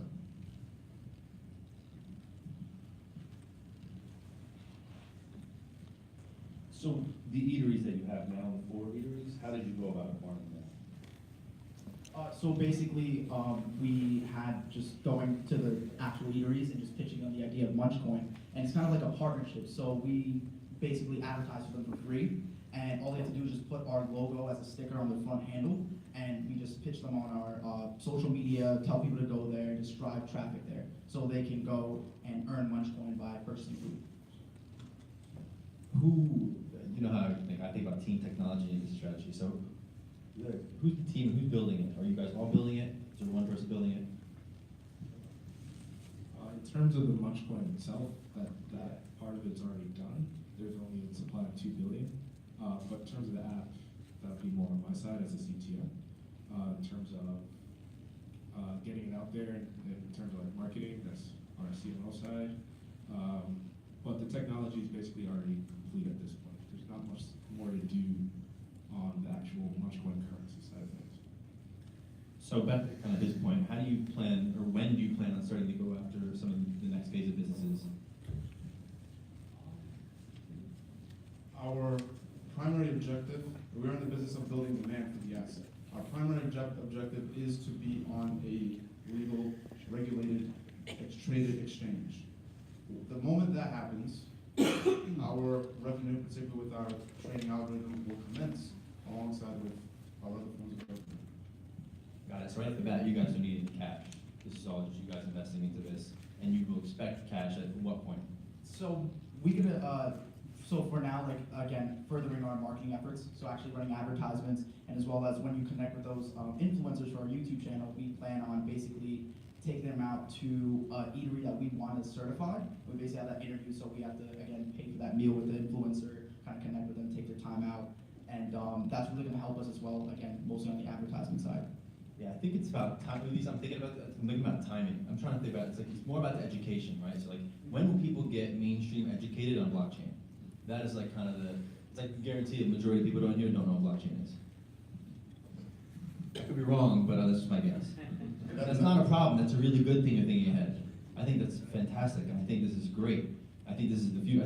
I personally think blockchain is the future, but I just don't know when that's going to be more mainstream. So when you guys start actually using effective marketing strategies to educate people on what blockchain is and why they need to be doing it. Actually, when we first started creating this, that was actually the main purpose, to educate the general public on what blockchain really is and what cryptocurrency is, rather than just being naturally just not attracted to it at all. Actually, in terms of like you mentioned the actual sorry, I just The blockchain technology and educating people? yeah. So actually, educating people. The great part about our project is that you don't need to be educated in blockchain at all to use it. The actual interface itself is really user friendly. But if you actually did choose to really get into the nitty gritty of it, you can do that via our website. You can use more information with that. Every single step in terms of developing your coin wallet is available on our website, and we happily encourage competition, because that will only speed up the process in terms of adopting blockchain, not just in, again, the finance and retail industry today, but in several industries. Similar to the late 90s with the internet.com introduced. World Wide Web. Yeah, I mean, just to follow up, I mean, I graduated from here almost 40 years ago, and there was no blockchain or Bitcoin, and so I wonder about convincing a number of eateries that this is the way to go. I don't doubt that you could convince a whole bunch of people who are interested in that blockchain technology and understand it at your age, let's say, and are going to use it and go out and buy things. But to get the eateries to recognize the value of it, I think is going to be absolutely critical, because I'm not so sure that all of those folks are really going to be able to understand. And last point, I mean, do you guys rise and fall with the public awareness / negative or positive feelings there are about things like Bitcoin? You know, obviously we've seen up and down over the last 2 years the rise and fall to some degree of it being out there. What do you say to that in terms of people equating Munchcoin with Bitcoin in that way? Well, for the last point, that's the reason why we set up a project like this in the first place. You can choose to either hold it, sell it, or use it back at the eatery we're planning to do in the future. So whether it rises or falls won't really be in the general public eye. And if you're interested in actually trading it, much like any other stock or any other cryptocurrency, then 100% that's something you will see. But to the public eye, for anyone else in this room who might be using it, which you can use it right now, you won't notice that. It's a second thought. Currently, our highest demographics are located in India and Sweden. Over thousands of transactions are applying every single day as of last year when we began. And transactions, we intend to be very seamless transactions from the eatery side, because there will be a card developed in order to transact Munchcoin into USD the second, again, we reach on the exchange. Okay. Munchcoin. All right, you'll be tested later on the technology of blockchain. We'll be asking each and every one of you to explain that to us. Right, Joe? We'll start with you. All right, our seventh team is FITTI, and presenting is Lilybeth Delgado from the School of Science. All right, and our judges are filling out their ratings. Are you following along at home, everyone? Because it's important to see how you compare to the judges. All right.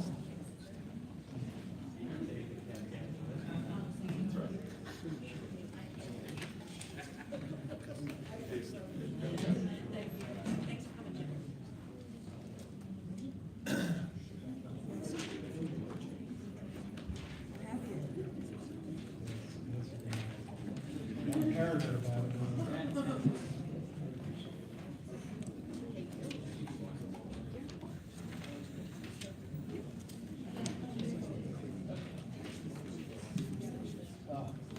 Hi everyone, I'm really excited to be here. My name is Lily Balsangalo, and my innovation idea is called FITTI. We stand for encouraging students and gym members to actually go to the gym. So this was a personal problem for me because sometimes I would go Monday to Friday in a week, and then I would not end up going the following 2 weeks. This is a recurring cycle until I started going with my friends. This actually made me more committed, increased my performance, and therefore I was more consistent. There was just another problem. My work schedule changes every week, so scheduling my friends and hitting them up every single week was just a nuisance. So this is where FITTI comes in. FITTI is a fitness partner scheduler where we would provide information through a search bar for nutritional facts, but the most important feature will be accommodating essential questions to pair you up with the best partner, and based on your week, the day, the availability of your day, and certain workouts you want to do, especially performing on muscle or preferences, and all you have to do is just swipe right, and you have yourself a partner. As of now, our competitors are Workout Buddies, NaviFit, and NGFit. They provide the same concept where they want to pair you up with a partner so you can be active, but they give you a list of options where our algorithm will actually just pick the best partner for you and not create this obstacle. The other thing is that they're open to the public, while we'll be a closed network. Students will only be paired with students from the same college, and gym members will only be paired with gym members from the same fitness facility. So because our unique feature of being a closed network, we're actually selling our software as a service, which will provide, we will keep the software, we will maintain the software and keep it running. We'll also provide a secure environment for the business data, and we will also include additional features if the fitness centers or colleges want. So as of now, we would want to first try to build a solid client base with colleges and universities, and then move on to gyms. And like I mentioned, my name is Lily Balsangalo. I'm a computer science major. I have experience developing in iOS applications. I have user interface design experience. I built my SQL database for a health service department, and my partner is Eduardo Martinez. He's actually also a computer science major with a minor in art. He's had a data science internship, giving him ability in data mining and data analytics. He's in my software engineering team, where we're actually developing an application called SnapTrack, which is able to detect food objects in a meal by taking a picture. And this is because we're developers and we're creating this application. Most of our budget is going into API calling and cloud storage, and that's pretty much it. So help us build the Tinder for fitness.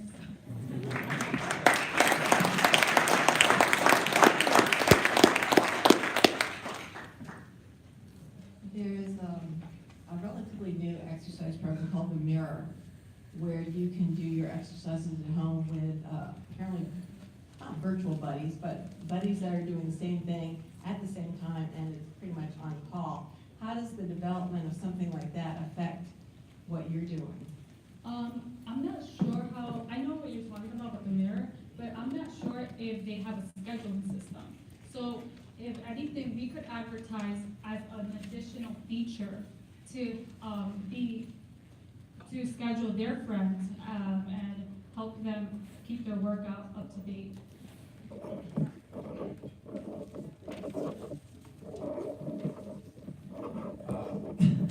I was just saying, I have a lot to probably to say on this because I've been in the fitness space for like 10 years and nothing similar. Not this. I know that, you know, the one thing I can say is in fitness, the #1 problem across all platforms that I've ever worked with, that anybody I've ever talked to, you can just take this and use it how you like, is accountability, and I think, you know, the idea of you trying to tag people along helps that along, right? Because accountability is number one reason why people won't sustain healthy habits. That's one thing I've gathered throughout the years, and it's extremely difficult. Not to say, you know, it's just difficult. But I really do like how you're tech first. I like how you're developing tech first, marketing second, and if so, like, what is like the marketing process for you? What is the strategy for that? So for I know you said you wanted to go B2B with some of the gyms. Right. So for colleges, since that's our focus right now, since I did some research and it says that college enrollment will drop in further years by year 2020. So we would advertise this as an additional feature as a social education and innovation for colleges to promote enrollment. So that's the route that I would be going for. Gotcha. Please talk to me after. I would love to hear your input. This will take too long, but I love the idea of it.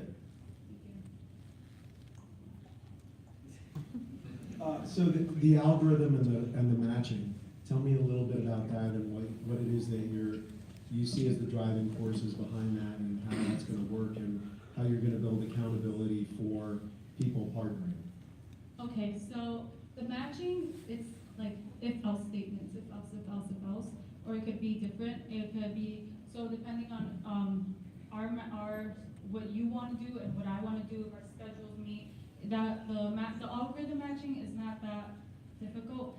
The way I would hold them accountable though, it's through a reward system. So based on how many meets you make during that week, we would actually implement a point system for that.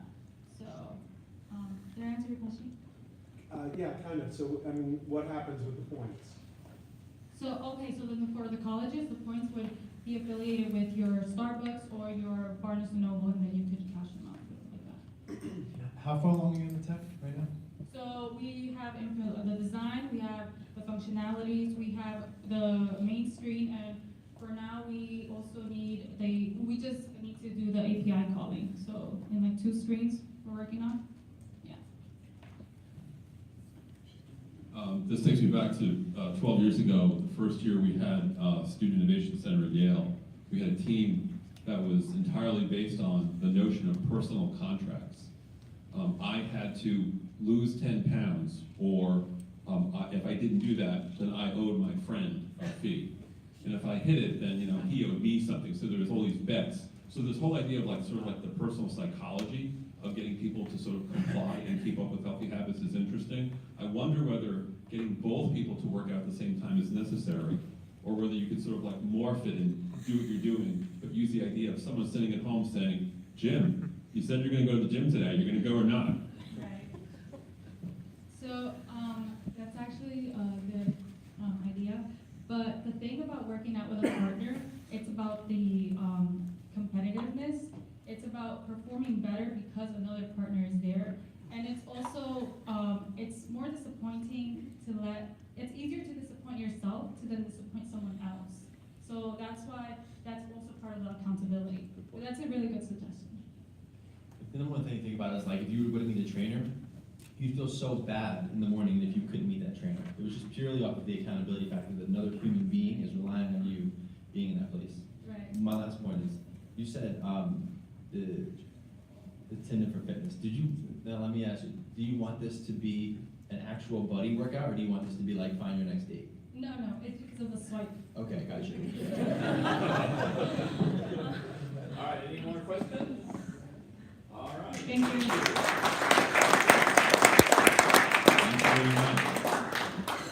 I love the psychology of guilt in exercising.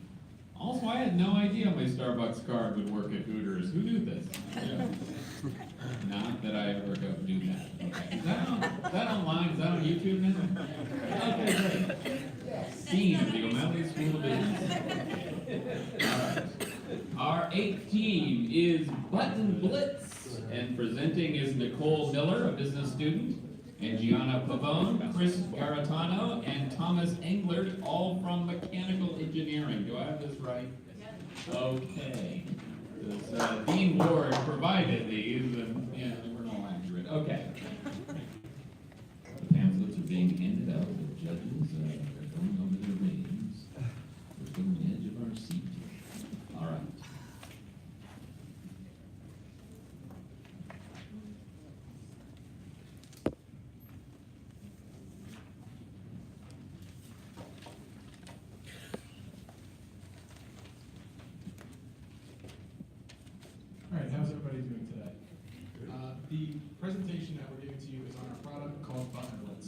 So the whole point of Button Blitz is to create a toy specifically made for special needs children, specifically Down syndrome in this case, to help increase their fine and gross motor skills. So our idea is based off of this child named Jay, who one of our team members work with. So now, as you know, my name's Thomas, this is Chris, and this is Gianna. We're the mechanical engineers of the team. Over here is Madison. She worked on the business side of this. Our team member Tara actually works with this child Jay, and the whole point was that he needs to focus in school. So by doing this, she allows him to play with a toy that's going to increase his fine and gross motor skills, as well as improve his supervision and his engagement with the toy. But the issue that he often runs into is that he often gets too stimulated by this toy and focuses on it too much. So in the background of Down syndrome is that it's a genetic malformation of the 21st chromosome. So as I just said, this reduces their development and learning and decreases their fine and gross motor skills. So by creating our toy Button Blitz, we hope to remedy these issues. So we looked into the market potential and found that 1 in every 1,000 babies born worldwide have Down syndrome and 1 in every 700 born in the United States. So we would want to start by testing the toy locally and selling in the United States, but would eventually want to expand worldwide. And our user would be children with Down syndrome ages 3 to 8 years old, but could potentially be used by other special needs children as well. So we would want to start by selling to their parents, school districts, organizations that work with children with special needs, and eventually break into retail. And so we did some research on toys that are already on the market, and they range anywhere from $10 to $230 depending on the toy. And one thing that was good about them is that they were colorful, which is really important for children with special needs. But they also had a lot of problems, such as too many pieces, or being too complex for these children, and just mimicking toys that were played by children without special needs. So something that we want to fix with our toy is to really address their needs and make it specific for them, because there are no toys out there that are made specifically for children with Down syndrome. So we actually sent a survey out to parents to see what they would want. So the survey was sent to Parent, which is an organization specifically made for parents of children with developmental disabilities, as well as the Staten Island Disability Council. So after hearing back from the parents, we learned that sound, color, and textures are the most important things to have in our toy. We also asked them what price goal they think is most ideal for this product, and they said they'd be willing to spend about $45 on the product. All right, guys, so to give you kind of just a conceptual idea, this is going to be a 3D model of what our toy is going to look like. It's roughly about the size of a laptop, so if you guys want to about a 15-inch laptop.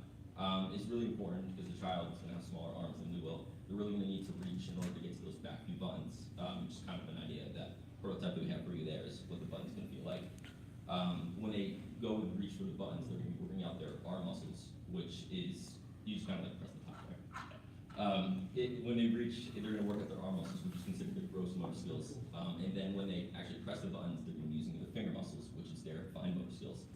So it's just really, and then we have colors that light up, and that's going to indicate which button the child's going to be able to press. So it's really important to engage the child in all of those different development issues. So we did a cost analysis. As you can see, that's part of our prototype sitting in front of you.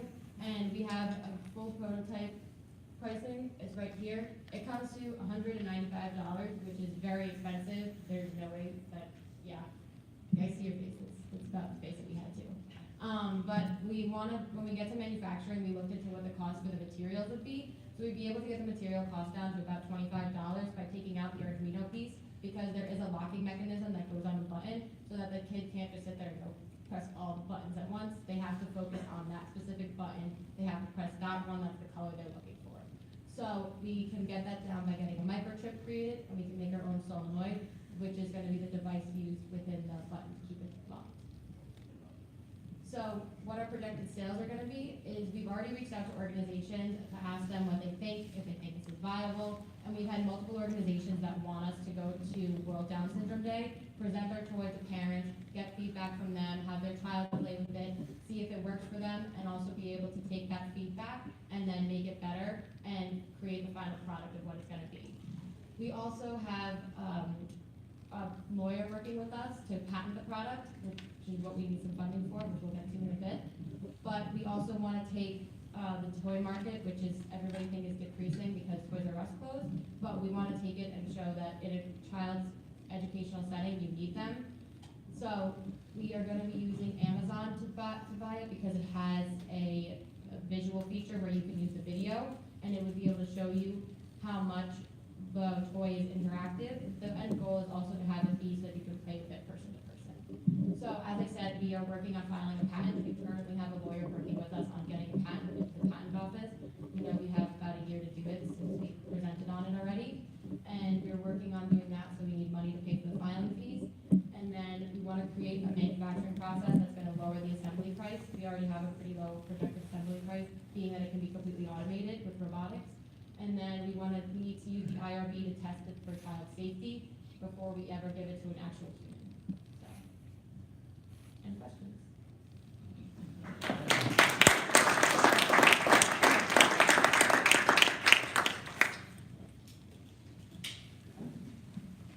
What's the cost of the IRB movement? The IRB we're actually doing through Manhattan College, so there won't be a cost to us. Oh, wow.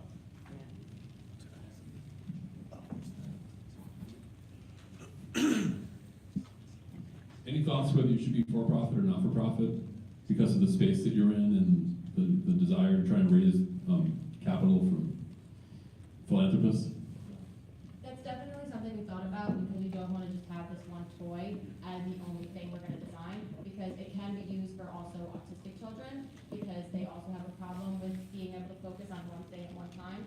So we can definitely, that's something we're thinking about, but right now we're very focused on getting our prototype the best version it can be, and then being able to figure out if the not-for-profit is the best option for us. I've heard that there's an advocacy group in Washington D.C. that helps nonprofits with their intellectual property filings if they're nonprofit. Does that ring a bell? I don't know the organization, but it sounds. Yeah.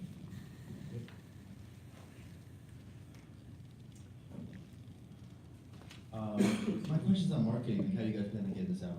Yeah, so we've already reached out to at least 10 organizations that work directly with kids with Down syndrome. It's mostly in the New York area. So right now it's direct marketing, which Nicole has been working on for us to go to World Down Syndrome Day, have a table, and literally tell people directly about it. Be like, hey, come look at our prototype, see what it can do, see if it's going to work for your child. Because obviously with special needs children, it's going to work for them, or it's going to be like, I need this one thing to make it viable. Yeah. So that's kind of what we're looking at right now. But we also were talking about going to, like, as a lot of other people, influencers, because mom blogs are very in right now, to kind of see what other moms are doing, kind of get backing on it. So we've also infiltrated Facebook groups, so. I think it's a fascinating product. I think it's in the right place. I think it's great. I think the creative is the variable when it comes to marketing. Like, as you know, it's not about getting in front of people anymore. It's about getting in front of them and telling them a story. Mm-hmm. So however you do that and get as creative as possible. I think Facebook sounds like this would be a perfect thing for. And like, Toys R Us, toys are not dead. You know what I mean? It's just a big myth. Toys R Us just didn't adapt. They sucked. Mm-hmm. They just didn't adapt. They didn't adapt to the digital space, similar to the way Blockbuster didn't, and that's kind of what happened. There's a 7-year-old that made $21 million testing toys on YouTube last year. Yeah. Yes, you did. Fact. Toys are dead. No, they're not dead. It's just the outlet. So my point is, where is the outlet for you guys to thrive and tell the story the best? I think that's kind of what I see here. I'm like, wow, this is a really cool story to be told in a unique way, regardless of what platform. That makes sense, but I really like the product. Thank you. Yeah. We've had a couple of teams who have a lot of success with Kickstarter. If it's something that has like a lot of emotional appeal, and if you're building toys for kids with needs, I imagine it could. You have to put a lot of creativity into the production of the video, with the soundtrack and everything, kind of over the top. But the teams that have done that have closed, 30, 40K rounds, and one was oversubscribed like 4-1. I mean, if you really do it well, and if there's really an audience, and since it sounds like you have the support, or at least the ear of the patient, of the parent advocacy groups, that's a really huge thing. It's really a smart way to go. Just real quickly, and maybe you touched on this, and if you could amplify on it, is beyond it being a toy, a play thing, you mentioned about it being an educational and physical growth piece. Who's the expert on your team that's really going to help you focus on that aspect of it, that's going to have some impact on what the algorithms look like and all that stuff? We have an education major working with us who is specifically going in for special major tiers for special needs classroom. She's currently not here with us, but she is the one that's mainly telling us exactly what it is they need. They need colors, they need this amount of time to play with it. Because the toy shuts off after a 5-minute period, so it shuts down, they have to take a break from it. They need to step back, do something else, and then can come back to it afterwards. So she's the one that's been advising us on all of this because she was the one that worked with the child J that you saw in the beginning of the PowerPoint. Do you imagine the thing having like some sort of learning algorithm itself so that it would be adaptive to, as the child progresses, the opportunity for it to kind of challenge it some more? We actually have, we're thinking about implementing 3 different levels within the game. So like the first level would just have 1 color light up. The second level would have 3 colors light up, and the child has to press the correct color that was indicated to him or her in the beginning of the game. So that way they kind of grow with the child as they keep the toy for as long as they need. They just grow with them developmentally. Okay. One more thing, we had a team working on a product for kids with scoliosis, and to Frank's point, who's your thought leader? It's great having a student in that space. If you could actually get a doctor who treats autistic kids, kids with Down syndrome, and who actually sort of was your scientific advisor, I think it would lend a little bit more credibility to the team if you could do that sort of fullness of time. We have another person actually working with us. She's a student here. Her name is Madison. She works in the kinesiology department. So I mean, if anything, after graduation, she would have connections at that point that would lead us in that direction.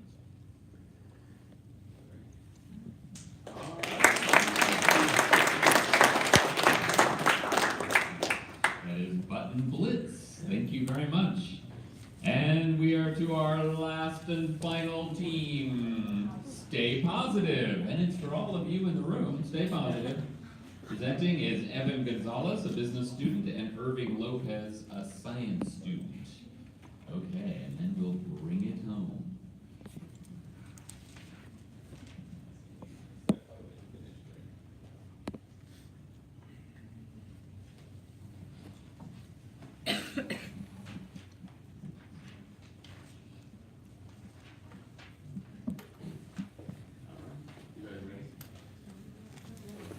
Sorry.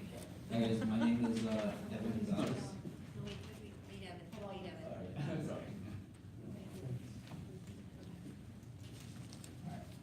Hey guys, my name is Evan Gonzalez. I'm a business student here at Manhattan College.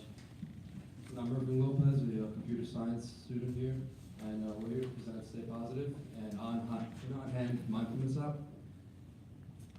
This is our team, and this is a little bit about what we do. Melissa, who couldn't be here with us today, she's actually our head of psychology, and she's currently working towards her license for clinical counseling.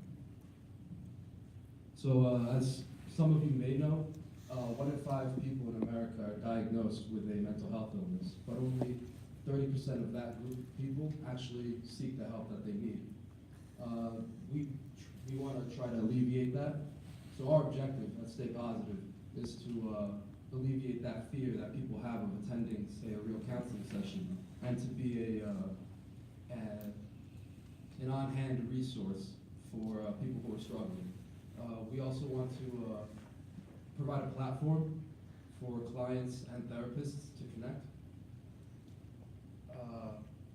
In this area of online counseling, there are a lot of ethical guidelines that we have to follow. So we'll have our head of psychology, Mel. She will have a lot of input from her, and we'll also take a lot of influence from BetterHelp and Talkspace, other partners in our space. So our solution to this, how it works, would be Stay Positive, and the 3 main features it would have would be a newsfeed. The newsfeed would be personalized to each user, and it would send them to helpful articles and our own content, such as personal development quotes. And messaging, we would provide a messaging platform for between clients and therapists. And also, users could have a personal profile where they can archive posts that they found particularly intriguing. Say from a therapist, they can even have their own post or Stay Positive. So a little bit about the competitive landscape. Talkspace they're strictly a communication platform between client and therapist. They charge about $200 a month. 200 is 236 a month. BetterHelp is within that same space as well, where they're strictly communication. They charge about 35 to 70 a week for just communication. We wanted to include Headspace here as well because we're looking to do communication as well as content. And they charge about $8 to $20 a month. So it's really expensive. It's on the expensive side. So to go through our advantages, we don't charge a fee to sign up. We want to eventually get to a place where we can give users our content. The only thing they would have to pay for is if they wanted to have a conversation and communicate with the therapist on the app. We're going to provide our own personal content, like Irving said, pre-recorded audio meditation, motivational quotes, blog posts, all of that.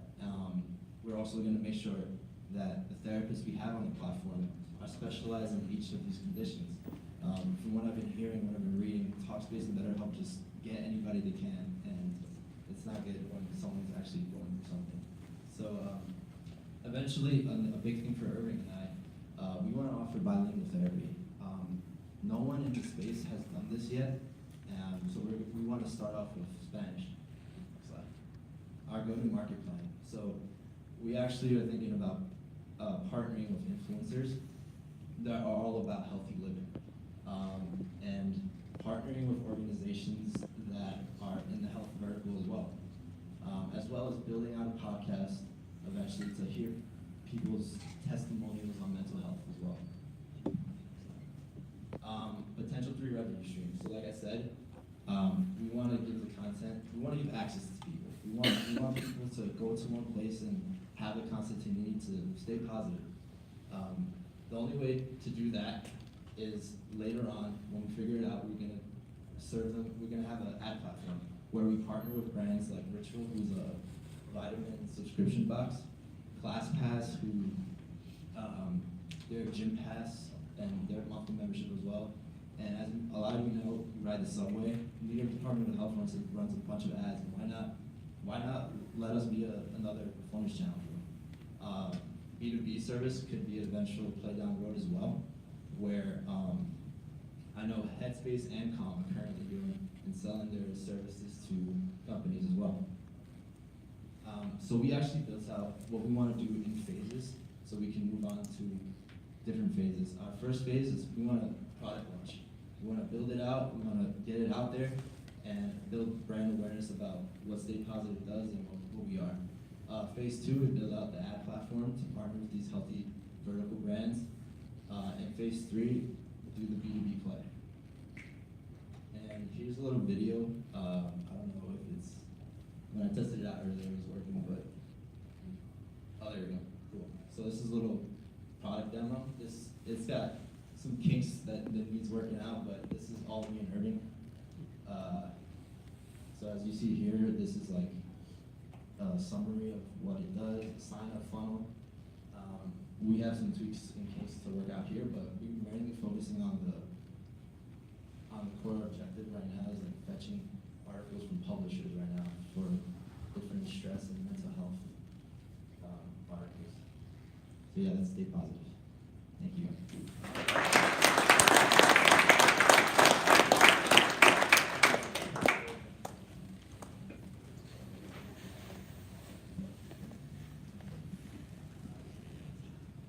What are your liability issues when you start adding in the therapist to this app?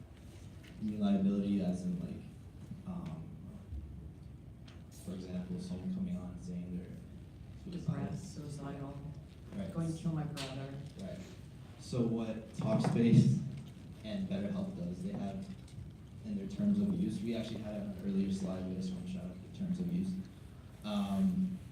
Basically, they provided their hotline numbers and they made it readily available on their platform. So we're going to do that, and as well make it known that if you're thinking about suicide or if you're considering talking about actions that may cause harm to you, or like it says they stated out in the terms of use, like make sure you actually see medical help. So we did some heavy research on that. Sure. You mentioned bilingual, so you'll be the only company with focus on the bilingual market. So I'm assuming Spanish speaking. How big of the market is that segment as far as therapists go? As far as therapists, not sure, but Melissa, that's more, I think that'd be a great question for her, because she's in that space, and she is bilingual, and we can use her network to start out with, and launch from there. I love the product, because I understand that there is a major problem with depression, which could lead to many other things right now, specifically right now, Windows 19. I guess my question comes to, this is kind of like another chicken and the egg thing. To me, it seems like, from if I provide any value, it seems like you'd have to get a really good development. Who's building it? You guys both? Yeah, we're building it right now. Main reason for us being here is actually to hire a freelance guy to develop and speed up the process. But we're building it together, and we're doing a freelance guy. So you're getting to a certain point, and you want to bring on a freelance guy to finish it off and build a great product. Is that right? Got it. Seems like that would be the most important, right? Because then from that point, once you get a great product, you can get therapists on. Once you get therapists on, which is the factor to getting anything, right? That's the last point, is therapist. Once you get therapists, you might be able to go to actually have a great product, but now you can go to maybe corporate partnerships with some of the larger companies and be like, hey, we have this really great platform, can we do something with your employees? Absolutely. So I think if you could just continuously nail down great product therapist, right, you have something really cool. It could be impactful. It's the concept seems like people are shy to talk about that they want to do therapy. Right. But I think there has to be somewhere in there where you can make it okay, accepted / cool to want to go, and it's not even out of the box. It's regular, right? Yeah. Why shouldn't you be able to talk to therapists? Yeah, I mean, I feel like that would definitely be part of our go-to-market plan as well, where we partner with influencers, and then eventually go up there. You can partner with Logic or Kid Cudi that are all about mental health, and exactly build out a young audience too that you need this. You know.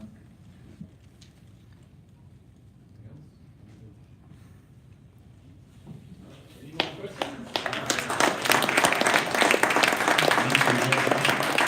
All right, stay positive. And now it's time for our judges' deliberation.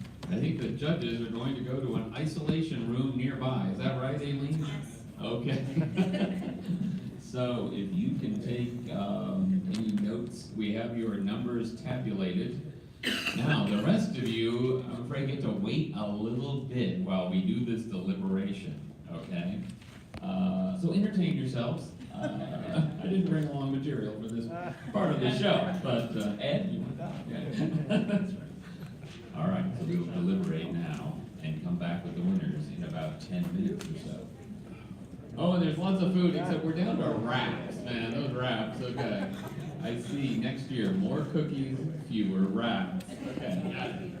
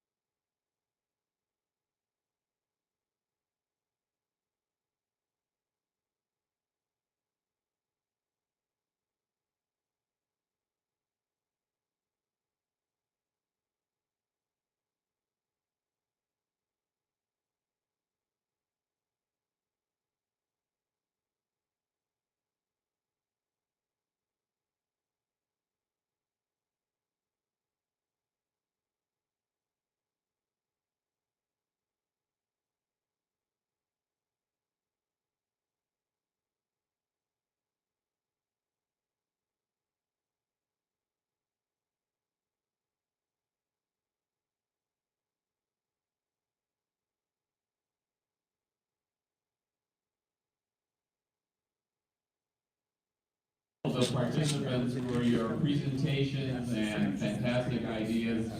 We were just bowled over by the ideas everyone came up with and how they developed it. Can I have a round of applause for all of the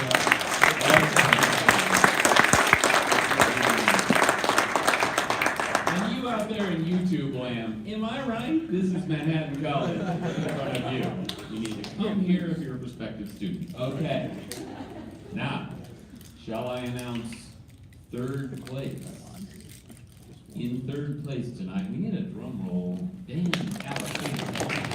In third place tonight, that's right, with a score of 58.2, Unlink.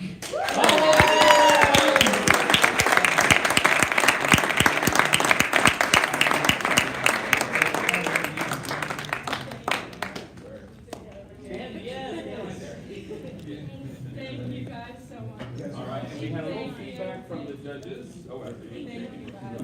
Thank you so much. Thank you so much. Thank you. We wanted to give you. From the first second of the presentation, it was captivating. It grabbed us right away. Your mission was incredible. Well thought out technology-wise, simple solution, which is great, right? Sometimes we don't need the really complex solution to fix a really important problem. And you know, the way you've jumped in and actually spoken with New Jersey Transit, stepped up a couple of steps ahead, and really kind of focused on what the next steps are, remarkable. I mean, I think it's great. It's a great mission, and just based the way it is that you presented tonight, I have no doubt that you're going to be really successful in what you're going to do. Oh, thank you.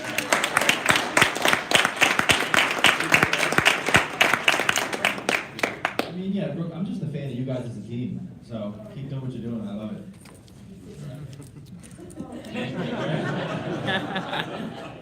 Yeah, I think what you find, I don't know if you'll agree, there are entrepreneurs in this world, right? Who, it doesn't, like, it could be a bunch of different ideas that kind of hone in on different ones, and we don't know where these guys are gonna end up. All right, $500 for third place.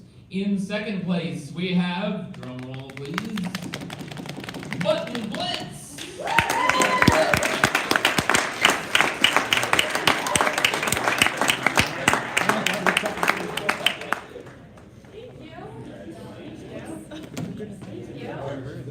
Thank you so much. Thank you. Great idea. Great idea. See you tomorrow. Great idea.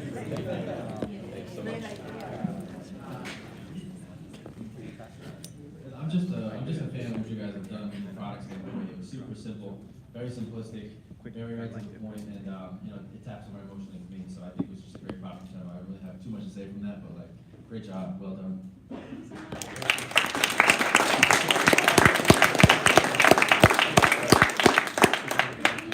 Yeah. Act like I Get out of the lane. Keep on going. Keep on going. You gotta keep.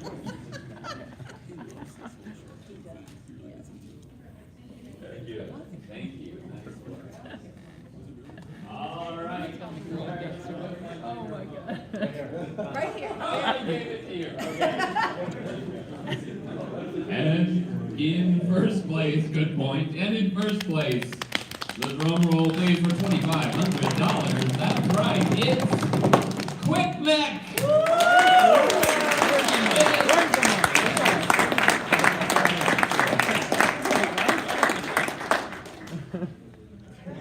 Get the big check. I love the idea. Yeah, why don't you shake hands first? I'll just hold on to this. Thank you. It's not perfect. Look at it's ring. Thanks. Ice cream. Thank you so much. All right, you can take this down to Bank of America. Look at the bank number. Again, I'll act like I did something. Okay.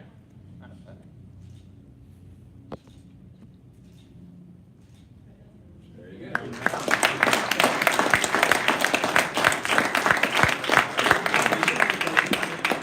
What we particularly liked was the real practical application. And for me, this could hit me on my life just every day.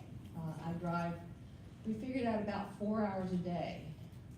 round trip in order to get here, and I have just ruined tires on the way over, and to be able to be rescued in order to get here in time for class would be huge. The number of pebbles that get thrown at my windshield in a year, it is truly amazing. So to be able to get what would be an average price, but you know what the price points are in order to get something fixed, I think that's just amazing. So we were really impressed. Thank you.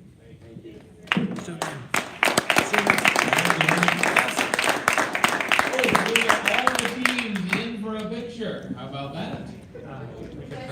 Did we get a picture of our beautiful judges, by the way? Spring break starts on